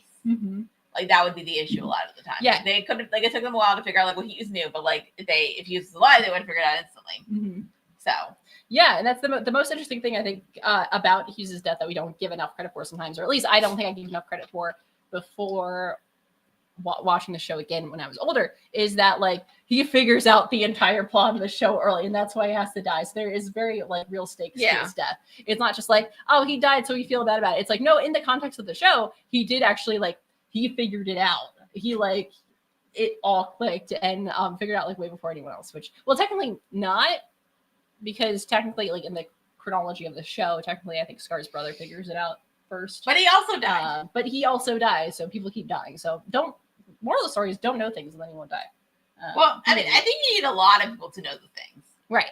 So that's hard to that's a really good point, because as soon as that starts and you have like those real stakes of like the show really. Yeah, right. Which is like, and I think the themes, I think the big thing I felt was that like, while knowledge is good, it's not the most important thing. Yeah, it's I think I did not do as good of a job as shading this kind of when we were watching the show. But I think one of the major themes of the show is scientific progress without ethics is bad, actually. What? So the endless pursuit of knowledge without the confines of morality or humanity is inherently bad, evil, and will only lead to corruption and destruction. Yeah. Which makes a lot of sense. So ethics are good, actually. People are good. Humanity is good. Knowledge in pursuit of the helping of humanity is a good thing. Is humanity good? Are humans good? That's the question. Answer below. Like, I mean, I feel like in today's society. Yeah. Are they good? Mm-hmm. Are they doing anything right? That's the question. That's the big question. Who knows? But that's maybe one of the basic. I guess like I think my thing for us is like, oh, like you need community, and like that's always been like a little bit of a trigger for me, because as somebody who is autistic, like it's very hard to do that. So kind of like, do I need that? But it's so hard to do. I'm so upset. Anyway, building community is hard. But it's something that we have especially when you're an adult, it's a lot harder. It is hard. Well, especially I think when you live in a hyper individualist society, not to talk about society, but we like specifically. The Western American society is very individualistic, so it encourages doing everything by yourself and not building community. So you have to go against the grain to build that community outside of the quote unquote like socially acceptable forms of community, such as like family and some other something or other. But so it's hard actually. But depending on people is a good thing, and I think that's one of the themes of this show is that doing things for those around you is good. I mean, and that's kind of like part of the whole point of like in the final epilogue of the show. Where what Al says is that like he's proposing a new alchemical principle of not just the equivalent exchange aspect of like taking something into something else, but then when you have something and you give it to someone, you also give a part of you, and so that actually is more than just an equal exchange. And that's kind of like one of the major themes of the show as well, is that like you don't just do things with the idea of the equivalency. It's not like the exchange between people is not just a cold calculated thing. It actually you give part of yourself, and that's what makes it important. So I love this show is what I'm saying. What? I love the show. Okay. I may have said that once or twice as we were recording this. 10 or 8 million times. Exactly. But it's true. Yeah. I'm surprised I liked this show as much as I did. Yeah. But I'm happy that I don't know. I mean, like, I think unfortunately you gave me the anime that you considered one of the best. So, like, after it's all downhill from here. It's all downhill from here. After this, I don't know how we're gonna do. I think Saba said earlier in the comments that we're talking about, of course, because we've already kind of revealed. Well, I've only revealed on Patreon. We haven't actually revealed on Patreon. Yeah, so the one that we're doing next, it's different, but it's still considered very good. So I'm very curious what you think of that one. That one I definitely can't guarantee that you'll like. But I think I'm very excited for us to watch it. I can't wait to watch a show that somebody doesn't like. Yeah, so it's like I hate this. I think the closest we got was like Firefly, but you liked it. You just like I just didn't get that hype. I understand. In the context. I was thinking about it. I think the hype is the fact that it's just like we don't know what would have happened if it continued. It's the mystery of it's the unknown aspect of it, and also just because I think it came out at a time when there wasn't that kind of television now, and I feel like there's a lot of that now. And so it's the idea. It's like the trope. There's a trope called Seinfeld is unfunny, which is that like a show does something that is then repeated formulaically through other shows that makes the original thing not make sense because you're already expecting it, but they're the ones who did it first. So which is unfair. Yeah. Some will tell you what the next show is next time you join a Patreon stream. Well, we said that we're gonna mention community, so that's actually after community. Yeah. I will say. Although I do have like my next show pick, which would be after Kaylin's show, and like that's a show that like I'm not sure if you're like I feel like I think we said it's like that's gonna be a show that like I've got significant problems with. Yeah. But it's like kind of like fun in both the sense of like I'm so excited. Really good elements, but then also like the ridiculous like. And I've said this. I think I'm gonna hate it, and I'm really excited.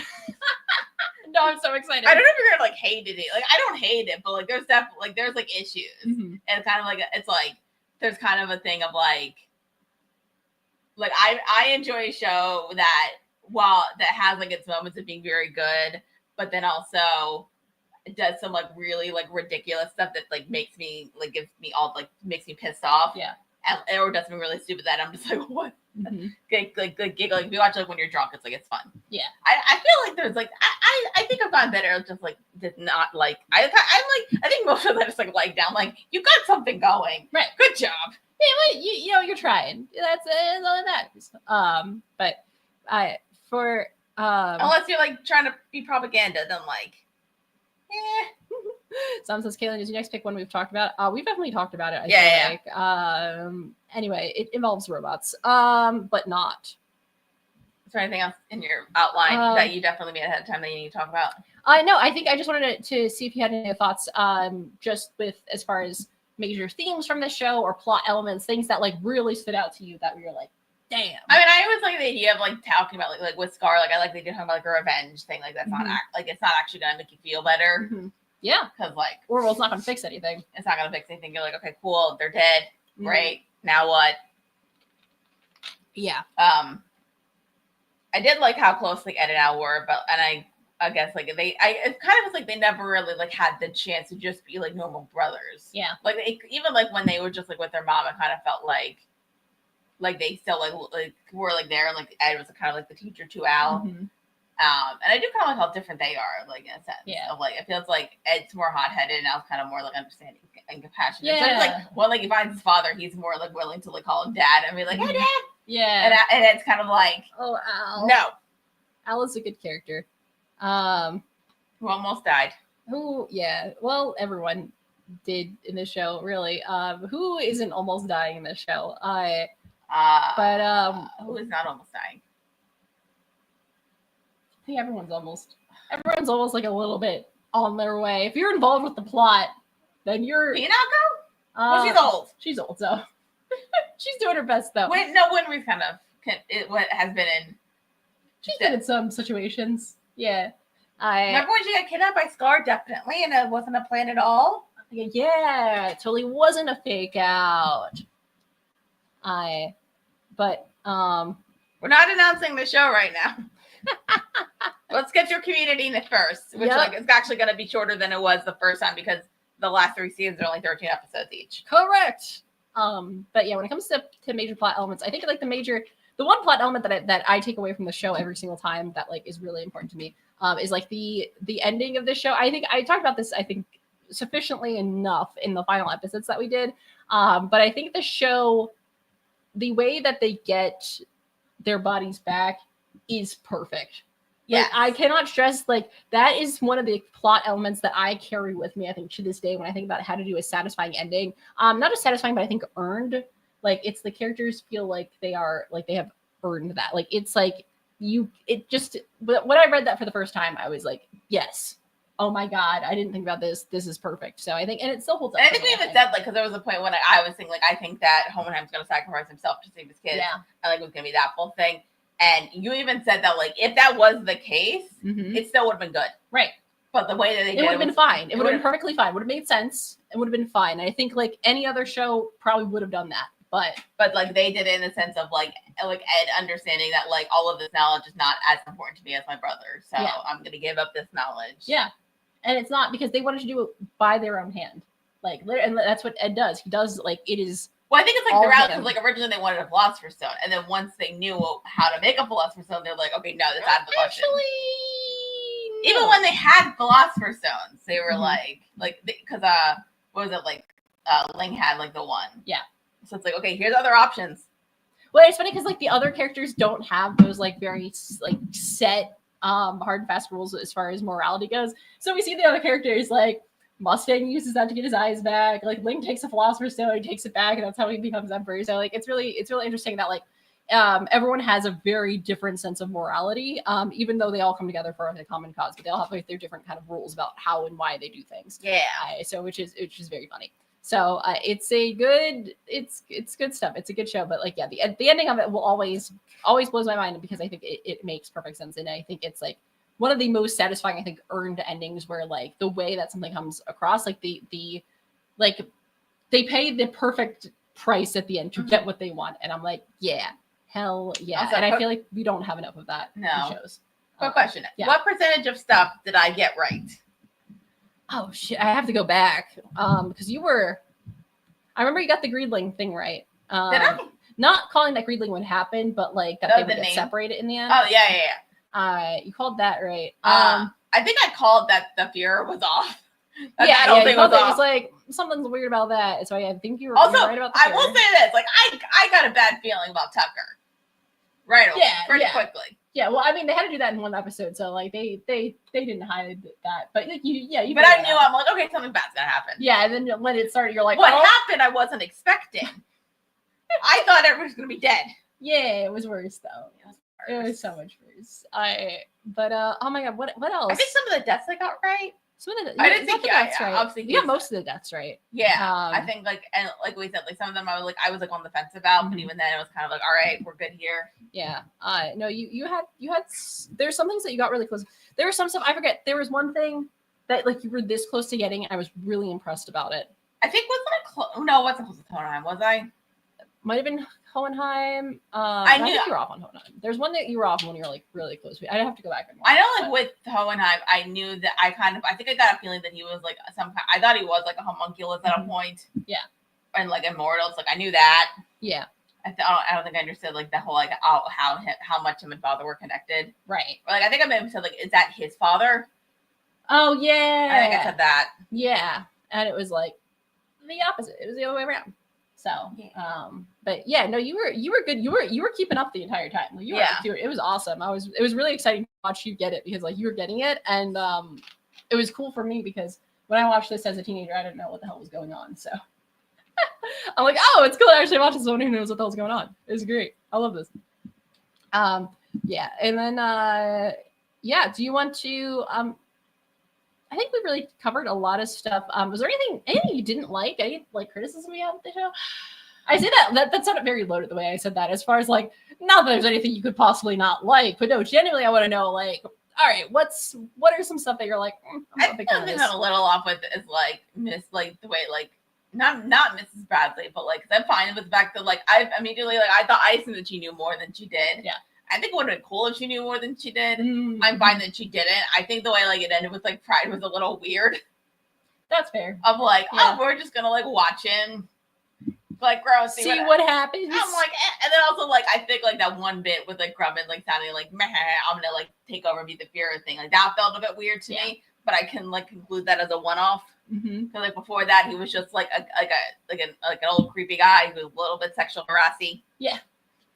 In typical old man fashion, unfortunately.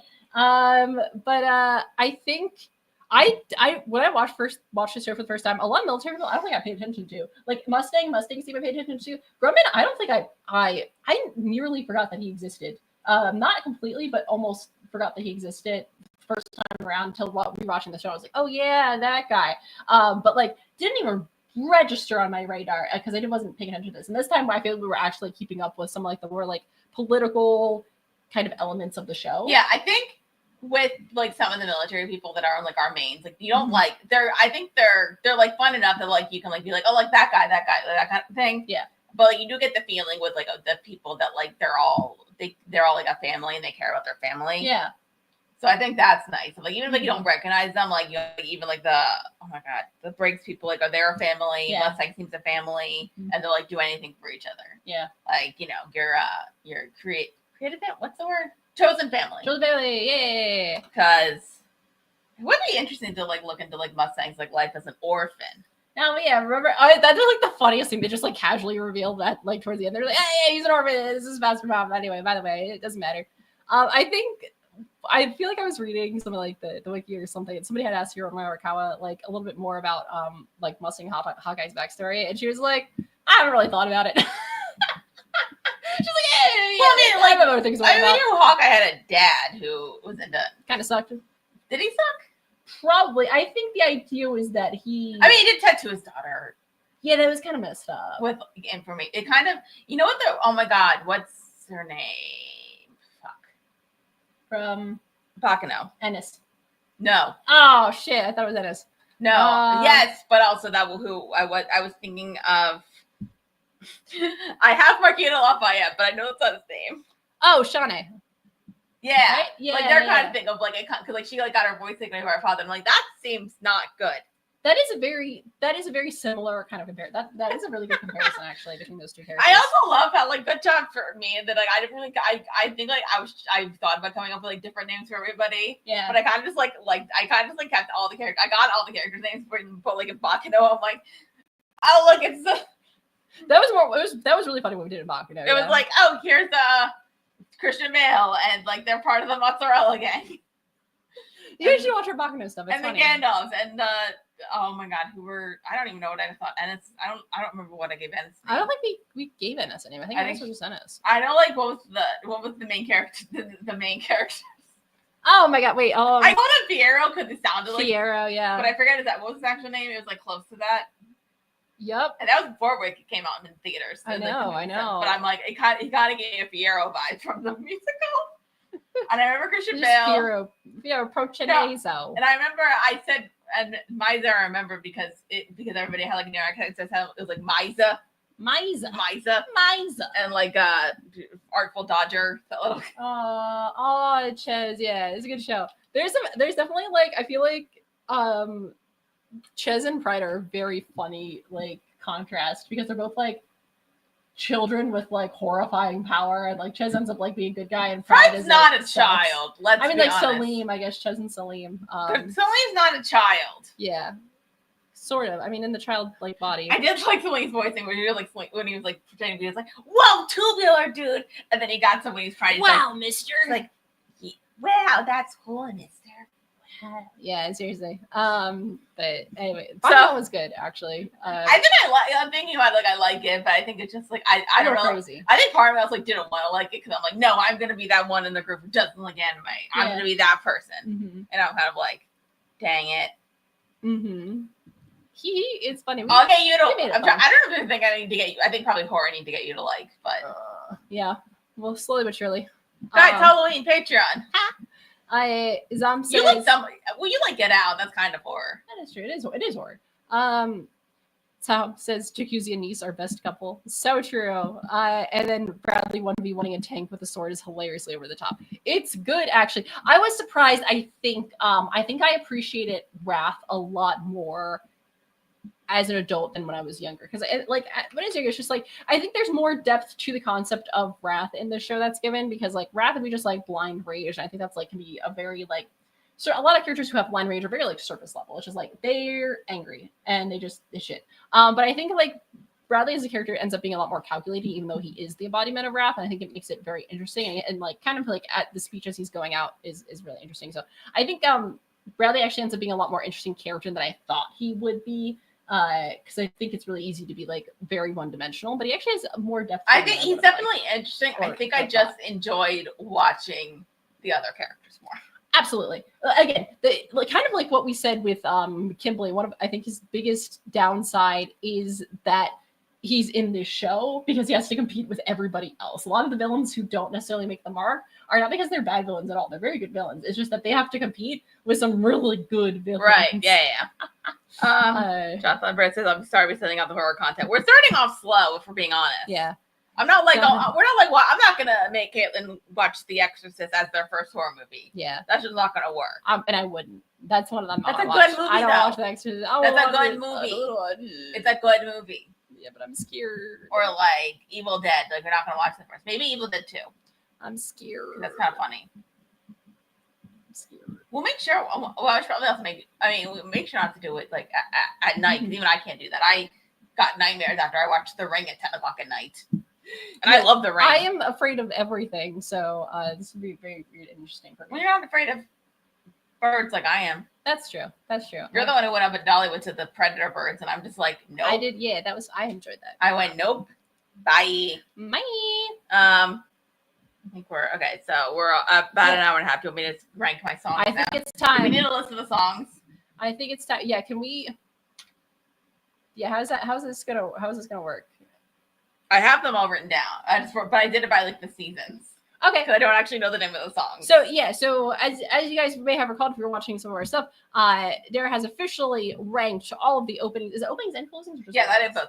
Openings and closings for all the Fullmetal Alchemist openings. So I am very excited. So okay, take it away. I did also say I did this to you before we went live.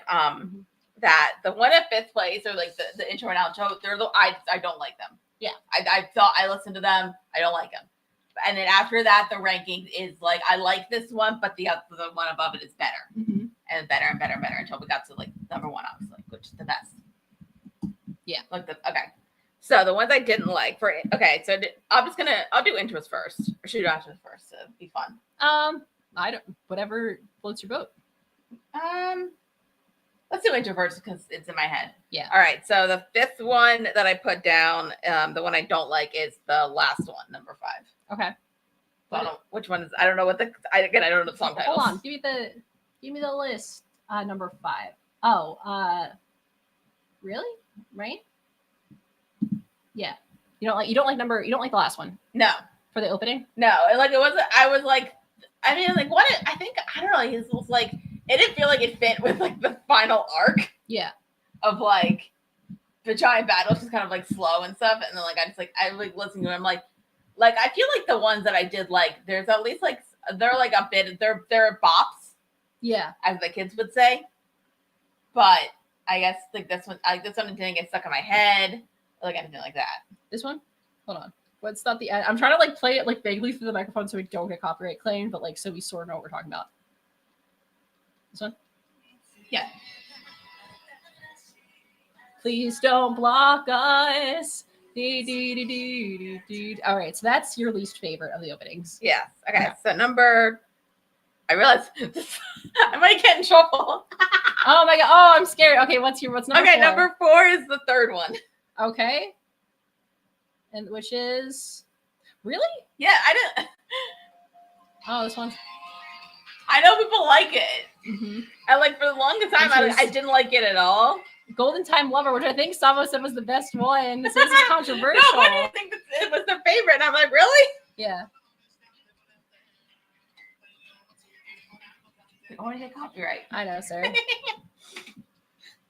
But like, I think after like, because I was like, and I was like thinking like, because I remember with like some of them I wasn't, because I didn't actually know there was gonna be theme song changes, but then I thought this was actually gonna be the bottom one, and then 5, but then I listened to them again, and then I'm like, no, actually, I could listen to this a bit. It's fun. Yeah, I'm having a good time. Yeah. Okay, so the 3 is the second one. Okay. All right. Yeah, this one goes. That one, like, I didn't like for a while, but I think it's because, but then I realized it was because I didn't know there was going to be, like, the changes. Oh, okay. And so you're just more salty about the fact that, like, I was more salty about that, but then it grew on me a bit, and then it kind of reminds me of kind of, like, an early 2000s, like, hit, and I'm kind of, like, into that. Mm-hmm. Okay, so second place is number 4. Okay. Which is, hold on, I'm too much going on here. That's it. This one? All right. Because I immediately like this. I'm like, all right, I'm in. Yeah.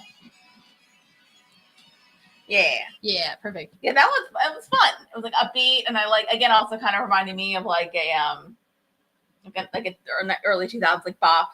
Yeah. I'm like, I could go with that, and I got stuck in my head. And then obviously number 1. Number 1 is what maybe is my favorite. That's my favorite. It's good.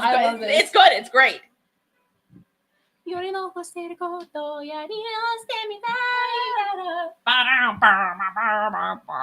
I'm sorry we can't like play them because I'm scared. No, that one's it's gonna come after us. That one's the best, if we're being honest. Yes. And then okay, So now my outros, which was like, actually, this changed a lot. I thought I had it, and then I re-listened to all of them, and then I'm like, it changed. Mm-hmm. Okay, so the fifth place one I didn't like was the outro for the third season. Okay, hold on. Where is? I need a list. We're good at planning.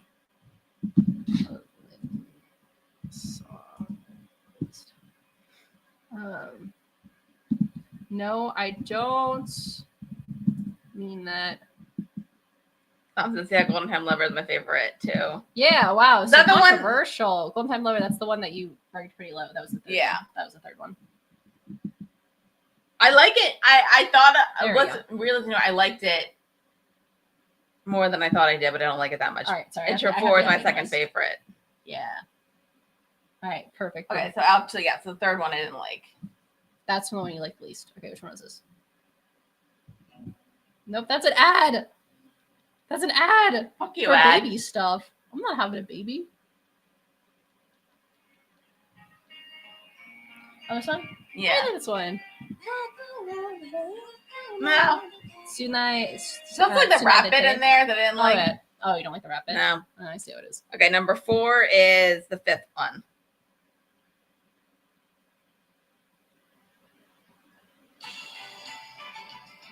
Oh, really? This one's good. I like the beat at the beginning, and I think I listened to it more because like usually we just like stop after a point. I think I listened to more of it, and I liked it.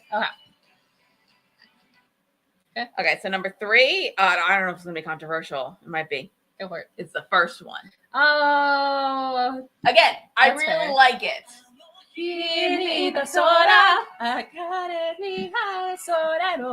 That's fair. And then I really like it. I just like the other 2 ones I like more. Yeah, that's fair. Okay, so the second place we got Let It All Out. That's the one I know. Oh my god. I love this one. It's not because like parts of it it's like the English.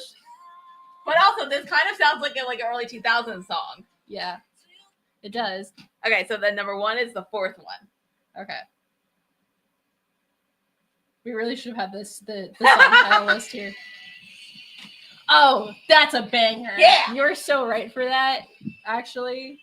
That's true. That's fair. That's my ranking. Right that's a very good ranking. Yay. I knew what.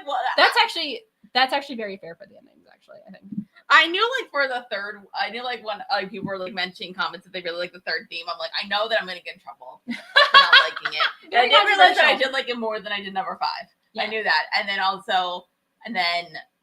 knew that number 1 was going to be number 1, even though I liked the other ones. I'm like, that one's just the best. It's just, it's classic. I mean, it's one of my favorite anime openings of all time. So I rank that above most other anime openings, period. So yeah, that is fair and valid. So it's pretty good list. Pretty good list. Thank you. I forgot how much those endings go off, actually.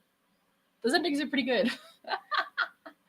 I feel like Let It Out. I think that's the title. I just know because it's in English. Let it all out. It's definitely weird, but it's also just that feels like something I would have banged out on my MP3 player when I was a teenager. Yeah, that's fair.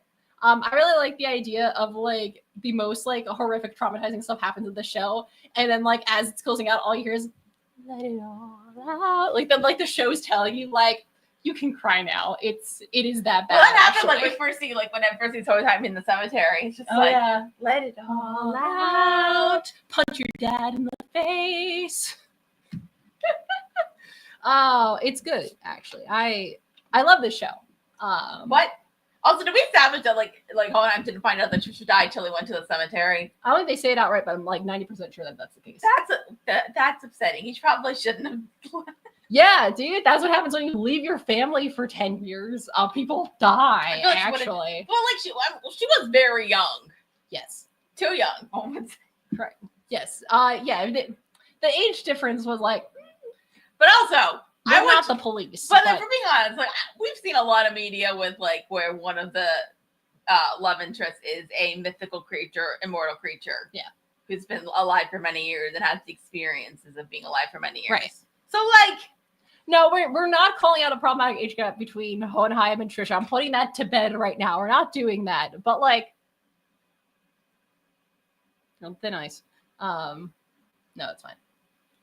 I think I'll say this in media. I think it's fun to point out, but I also don't. We're not taking it that seriously. I still think it's cute. We're not taking it that seriously. No. Also, like the next show that I picked, there's a couple of those. Oh, yeah? A couple? One, definitely. Mm-hmm. I don't know about a couple, maybe one. Okay.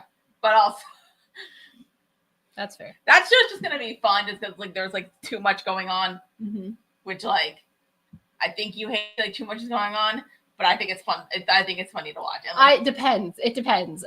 I'm ready for chaos. I think it is chaos. I'm ready for chaos. I don't know if that show's gonna give us views, but it should, just because it's gonna be hilarious. Yep. Zom says, I think my favorite anime opening of any anime is the opening for Your Lie in April, made by Goose House. I have not watched the anime. I really need to. The catch is if you listen to it in English, it spoils a massive plot twist. Oh, that's funny. That is funny. That's actually really funny. I'm trying to think of my other favorite anime openings. I mean, there's some real classics from like classic shonen that are just like fun. Like a lot of the old Bleach openings are really fun. Some of the Naruto openings are really fun. I mean, one of my favorite anime openings of all time is going to be the one for the next show that we do. Oh, okay. That there's video of me on the internet somewhere singing that in a karaoke room in Osaka. So just saying. I love it so much. I will sing it on the show. No, I won't. Only if you want me to. So guys, patreon.com, actually. That's funny. So, anything else that we want to talk about? We talked about opening theme rankings, and I think I think we're good. I think probably just like stuff that's like going on in the future now. Yeah. We're gonna get back to recording Avatar stuff because we've been lacking on that because summer. I feel like we need to be honest with some stuff about like sometimes like the summer gets too crazy for us to record anything. Yeah. So like that happens. Like I feel like summer and like holidays is like with those people like sometimes it gets a bit complicated. Yeah. So I think honestly the truth is we should probably figure out our schedules better. You're so rude. You're so right for that. Especially like with this stuff because like we want to be able to like bring you more stuff and also that kind of means like having more money to be able to like have time to do this stuff. But we're gonna get back on like recording for Avatar in the next couple weeks. So then those episodes will probably be out. Probably like we can get one up by like October, I would say. And then we're gonna we can't just because of like other schedule stuff because somebody's doing stuff. Yeah, I'm busy. I got hobbies. I got hobbies too. They just want me in bed. That's fair. I was gonna be like, catch me on TV. I don't actually know if I'm gonna be on TV, but yeah, that'd be fun though. So we're not gonna be able to record Community season 4 until like I think like mid-October. Yeah. So that'll probably be got to like at the end of October. Yeah, or November, depending. And also I gotta just find out do a full thing on why season 4 is the way it is. Yeah. Which should be a lot of information to do that. But we're gonna get back in the swing of that, and then we'll finish off Community because we've actually never, because like the Community's first show that we've done that was like about 100 episodes. We're over 100 episodes. Yeah. And we've got shorts on our YouTube channel now. I think you guys have been enjoying that. They're doing pretty well. Yeah, the shorts are doing well. So that's really fun. No, Zom, you're right. We have not done a comment corner yet. We'll get back to it. We can do some of those in a second. But it's Gurren Lagann. It's not Gurren Lagann, but that would be a really funny one to do. But as far as all I'm gonna say is it's not Gurren Lagann. And I know you said another one, but all I'm gonna say is it's not Gurren Lagann. So oh my god, I do love Gurren Lagann though. Yeah, so I'm not sure I'd say probably like end of October and early Sunday of October. Watch out for more Patreon stuff. We're gonna. I don't think we set a date for the September live stream, but it's probably, or did we? I don't remember. No, we said a tentative date. We're not going to announce it. Yeah, we're not going to announce it September live stream. We said a tentative date. That one's just going to be us like hanging out and talking because usually like October, November, December, that's like Halloween. So we'll watch like Halloween stuff or like, and then usually November we do our holiday movie, even though it's not the holiday technically, but we just like games for everybody to watch to play around with. So September's gonna be like a hangout thing. We're just gonna chat. Maybe, I don't know about like we'll talk about. I don't know what to talk about life is. What's going on in life? What's going on in life? You know, life is being life. Jonathan Barry said, "Oh, I forgot about the shorts. I'll have to go check them out." Yeah, I basically just had clips from shows, and I think I made some with like text and some without text, because the setting up the texting got really tedious because like they don't get it. The thing is, like you showed me how to set it up, and that's really good, but they don't get it right sometimes. Oh yeah. So like you have to go in and fix it, which is like a bit tedious for my sake, Mhm. and like making it look right. So, but like playing around, have some fun. We're making it work.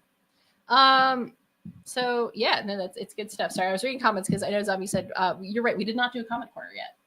We did not do a comment corner, and we should really do a comment I would say corner. a good horror like anime would be Hellsing Unlimited, Ultimate. I wish I had a similar situation. FMA Brotherhood. There's a few that anime that have that situation, which is really interesting. Any others that do it well? I'm trying to think of like anime that split from the manga, but had a really good ending. I think some people consider Soul Eater, but like I don't know how I feel about Soul Eater's anime ending. Anyway, we want to read some comments. Sure. Where did we leave off last time? Great question.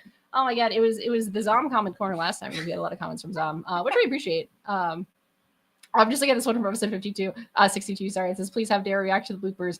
We will probably, most likely, at some point, soon, maybe. Sam says a favorite story where everyone dies and then there were none. Oh, that's a good. I had to read that in the 7th grade. Is that a book? Yeah, Agatha Christie. Oh, everybody dies? They kind of a little bit. Okay. Yeah, it's like a murder mystery. Agatha Christie writes murder mysteries? I realized how redundant that sounded as soon as I said that. Did you ever read about the one with the giant wasp? Can't say I did.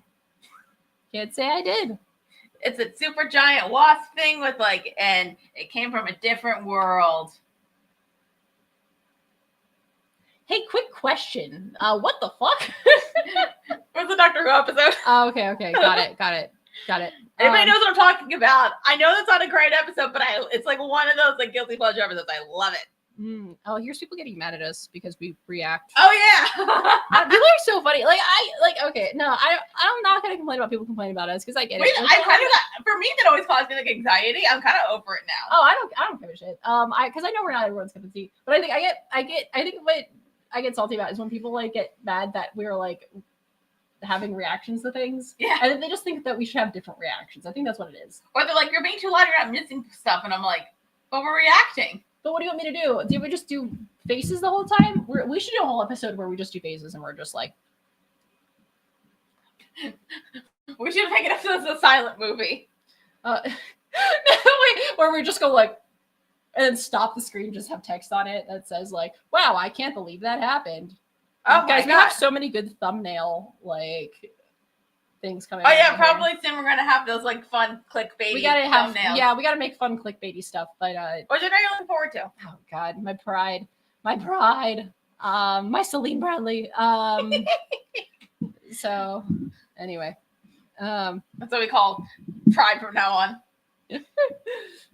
Exactly. Talking about another run. I guess the killer by chapter 3, then the book gaslit me into thinking I was wrong. That's bad. I remember like reading the whole book. So I read it for school and I was just like, oh, this is stupid. I don't feel like doing this. Zom says, I love Slow Leader. That makes sense. I try to watch Fire Force and it makes me mad with the amount of really upsetting fan service there is. And I like the concept of the show, so it made me angry. Anyway, I like episode 64. Oh, hell yeah, the live stream was on my birthday. Again, happy birthday, Zom. Happy birthday. Go eat some cake. I don't know what kind of cake you like, but yeah, what's your favorite kind of cake? I mean, my family's big on ice cream cake. Mm-hmm. That's what we always do. Except now, because we don't like to have like a bunch of cake in the house, we go to Dairy Queen and they've got ice cream cupcakes. Ooh, they're fun. That sounds really good. It's really good. I could go for one of those. We got to come from episode 61 from John Friendo that says, if I didn't hear no bell was 2 guys, they'd be Scar and Bradley. Also, animals have souls confirmed, I guess. Yes. P.S. I apologize for the relative increase in quality of this comment. It will not happen again. That's really funny. Thank you. Zom says, yeah, I like y'all's commentary. Works with my autistic brain. Works with my autistic brain too. Also chocolate, pear. Oh, that's bad. That yeah, is when I was at a bridal shower yesterday, and I got this what's it called, peanut butter explosions. It was like a cake and then like a mousse thing with like peanut butter and chocolate stuff. Hell yeah! It was like super rich, but I split it with my sister, so it was fine. Nice. Well, you could have eaten on your own. I wouldn't have judged. No, it was like, it felt like those desserts, like whenever you go to like when you get like a really decadent cheesecake from the Cheesecake Factory. Yeah. it's like you can't eat that in one go. You have to split it with somebody. That's fair. I do miss the Cheesecake Factory. Oh, does this work? Oh my god! Wait, sorry, I just found out how to do this. Sorry, this is gonna be a lot for everybody. No, okay, wait, no, because so if I do it here, it's you guys ever see my keyboard? The space bar is cool. I really like the space bar. I spend a lot of money on it. You don't know how much money I spend on it. So no, if I do like here, it goes preview, right? See, it's on the preview screen. Yeah. But then if I do this, it goes on the program screen. Hell yeah! Oh my god, guys, I love live production. I am wondering if we need this for like if we do this for recording, because like that you can just like fix in editing. Well, no, no. We'll talk about that later. There's a lot of logistical stuff. I mean, so yes and no. Yes and no. Don't worry about it, guys. Don't worry about it. Oh my god, I've been really enjoying having this 3-camera setup though. I'm having a really good time. I know how y'all feel. Have you ever had that that 3-layer chocolate cake from Costco? Do you remember that? Oh yeah. They I've had it, but no, we had it. I think we would get it sometimes for like somebody's birthday, and then I literally remember my mom found it in Costco because they weren't selling it for a long time. My mom found it in Costco, I think, the week that my sister was graduating high school, and that was like one of my sister's favorites, so then she bought it. We got a comment from Sophie Toro on episode 63 that says, "Hi, just here to say that in the last episode, there's a kind of post-credit scene which you don't have to miss. Hope you both like it." I think we watched the last episode to the very end. I think we watched. Yeah, I think so. Yeah, we watched that through and through. So I hope Sophie enjoyed that. Someone commented on our last episode of Fullmetal Alchemist. It's the same person who comments every time. When are we getting back to community? Now. Well, October. A little bit, October. One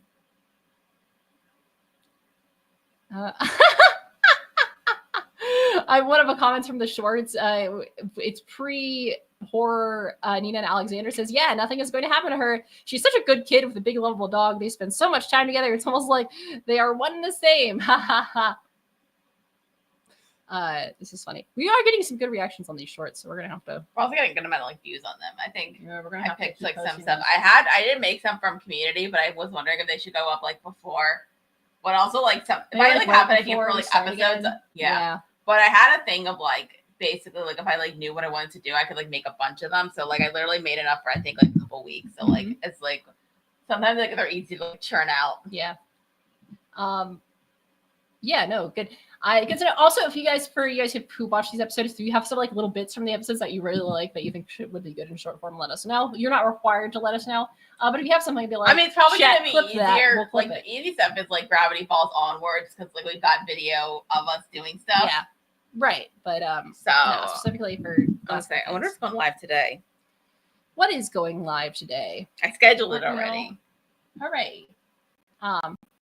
Sam says, also, here's a fun detail about Hellsing Ultimate. The outro song is by an American band that the creator loves. Oh, that is fun. Oh, it already went live. It's that one from when we were watching Gravity Falls. Remember there was with the puppies? I still don't know what happened to those puppies. It was 20 degrees outside too, so I hope they're okay. I hope those dogs are okay. I don't know why they're. There's a weird context of we were at your old house, and this was our first recording area, and just a bunch of puppies were in your yard, and we had no idea why. Yeah. And we were we stopped to watch the puppies. Yeah, it was funny. Also, Jonathan, thank you for being a fan of our format, and also Sweet Keyboard. Thank you. No, this is just actually just a regular keyboard. So we're using we're definitely not using a TriCaster, an out of commission TriCaster Mini. Definitely that's not what we're using. Don't tell anybody. But also wait, it's not even fully functioning. It just happened to work for us today. So it's a TriCaster Mini. John said, I'll go back through old community videos and see if I can recommend any good clips. LOL. Yeah, again, not required to, but if you know of any off the top of your head, let us know. We'd be curious. So, yeah, any other thoughts? I know we're past 2 hours mark, which is usually how long we do streams for. Dare, any other thoughts about Fullmetal Alchemist? Because this is going to be our last. Are you happy that I enjoyed it as much as I did? I am so happy because I literally love this show. Again, I love this show so much. I talk about it a lot. This show means a lot to me in the way that it performs storytelling and it performs themes and how it tackles heavy subjects. We didn't talk too much about this because this is heavy as shit. But the again, a lot of the war elements, genocidal elements, I think are really strong and heavy, and you can definitely go back, especially through the lens of one, current events for today, and two, just like the lens of like American exceptionalism or whatever, to like really, I think it hits very hard, especially because we're portraying it not as in this show, it's not portrayed from necessarily always the viewpoint of the victims, but the perpetrators, and the people that we root for are the perpetrators. And I think the complexity of that is really interesting, but also something that we have to grapple with, and I think is important to grapple with that as well. I think we need to recognize that cognitive dissonance. I think that is really valuable for us as a society, especially again for certain people in certain countries. Just saying. So I just love the show very much. Love the themes and how it does storytelling and how it introduces characters, how it does characters, and how the payoff, the way that it knows how to handle smart characters, and the way that it knows how to set something up and then have a really good payoff, I think is very difficult to match. Yeah. So it does. There's a reason why this show is always on the top, like a top 5 list of everyone's favorite anime. It's because this show knows how to do it. The only reason it's usually not someone's favorite, is not someone's number one, is less to do with the flaws of this show and more to do with people's personal ties to other shows, and like the stronger elements that other shows have that maybe people gravitate towards more. But I think it's usually pretty unanimously agreed upon, unanimously words. Agreed upon. Most people agree on that. The show is just a solid show. Yeah. So I'm very happy about that. So I was really happy to get to show it to you, and that you liked it too, and that you kind of saw the same stuff that I saw. And I always assume you don't get the anxiety of like if somebody doesn't like something that you like, then like you think you're a bad person. I've already talked about my anxiety issues, for being honest. Yeah, that's. No, I usually just like, I'm like, yeah, that's fair. It's not as long as you love me, I don't know who you are, where you're from. I don't know the rest of the books. Oh, as long as you love me. All right, final thoughts. I love Fullmetal Alchemist so much. What are your final thoughts? Release the Epstein files? Oh my god. I mean, yeah. Yes. Yes. I know I'm gonna get that. Jesus Christ. I was expecting that. I mean, like, yeah. I just sound like I say random political stuff sometimes just for shits and giggles. Hey, genocide is bad. Genocide is bad. Don't do it. Don't do it. Don't do it. Ask somebody. Yeah. Yeah, right. Don't do it. Drink your milk. We don't actually drink your milk. Speak for yourself. I'm trying to get better about incorporating more calcium into my diet. I do it in other ways. That's fair. Just not milk because I don't like it. That's fair. But I do, yeah. So just if you don't like milk, get your calcium other ways. War. What is it good for? Economy. The economy. Yes. Capitalism. Alchemy. And also absolutely nothing. War is bad. Don't do that shit. We're in the spooky season. We're in spooky season. Yeah. Get where be a ghost. We're finally in it, even though all of the pumpkin spice stuff has been out for like a month. Yeah, I know. Unfortunately, since I was at the beach, I did send a picture to Kaylin of a store that already had pumpkin spice stuff. Mm-hmm. Oh my god. Which is upsetting. John says we use the secret weapon. Yeah. I think that's it. Yeah, I think that's pretty much it. They did me a favor. Go to banners, media assets, or banners. Go to media assets. Okay. When we're closing out, hit that. Okay. This is awesome. Thank you so much, Dare, for joining me on this journey as we talked about Fullmetal Alchemist, Brotherhood.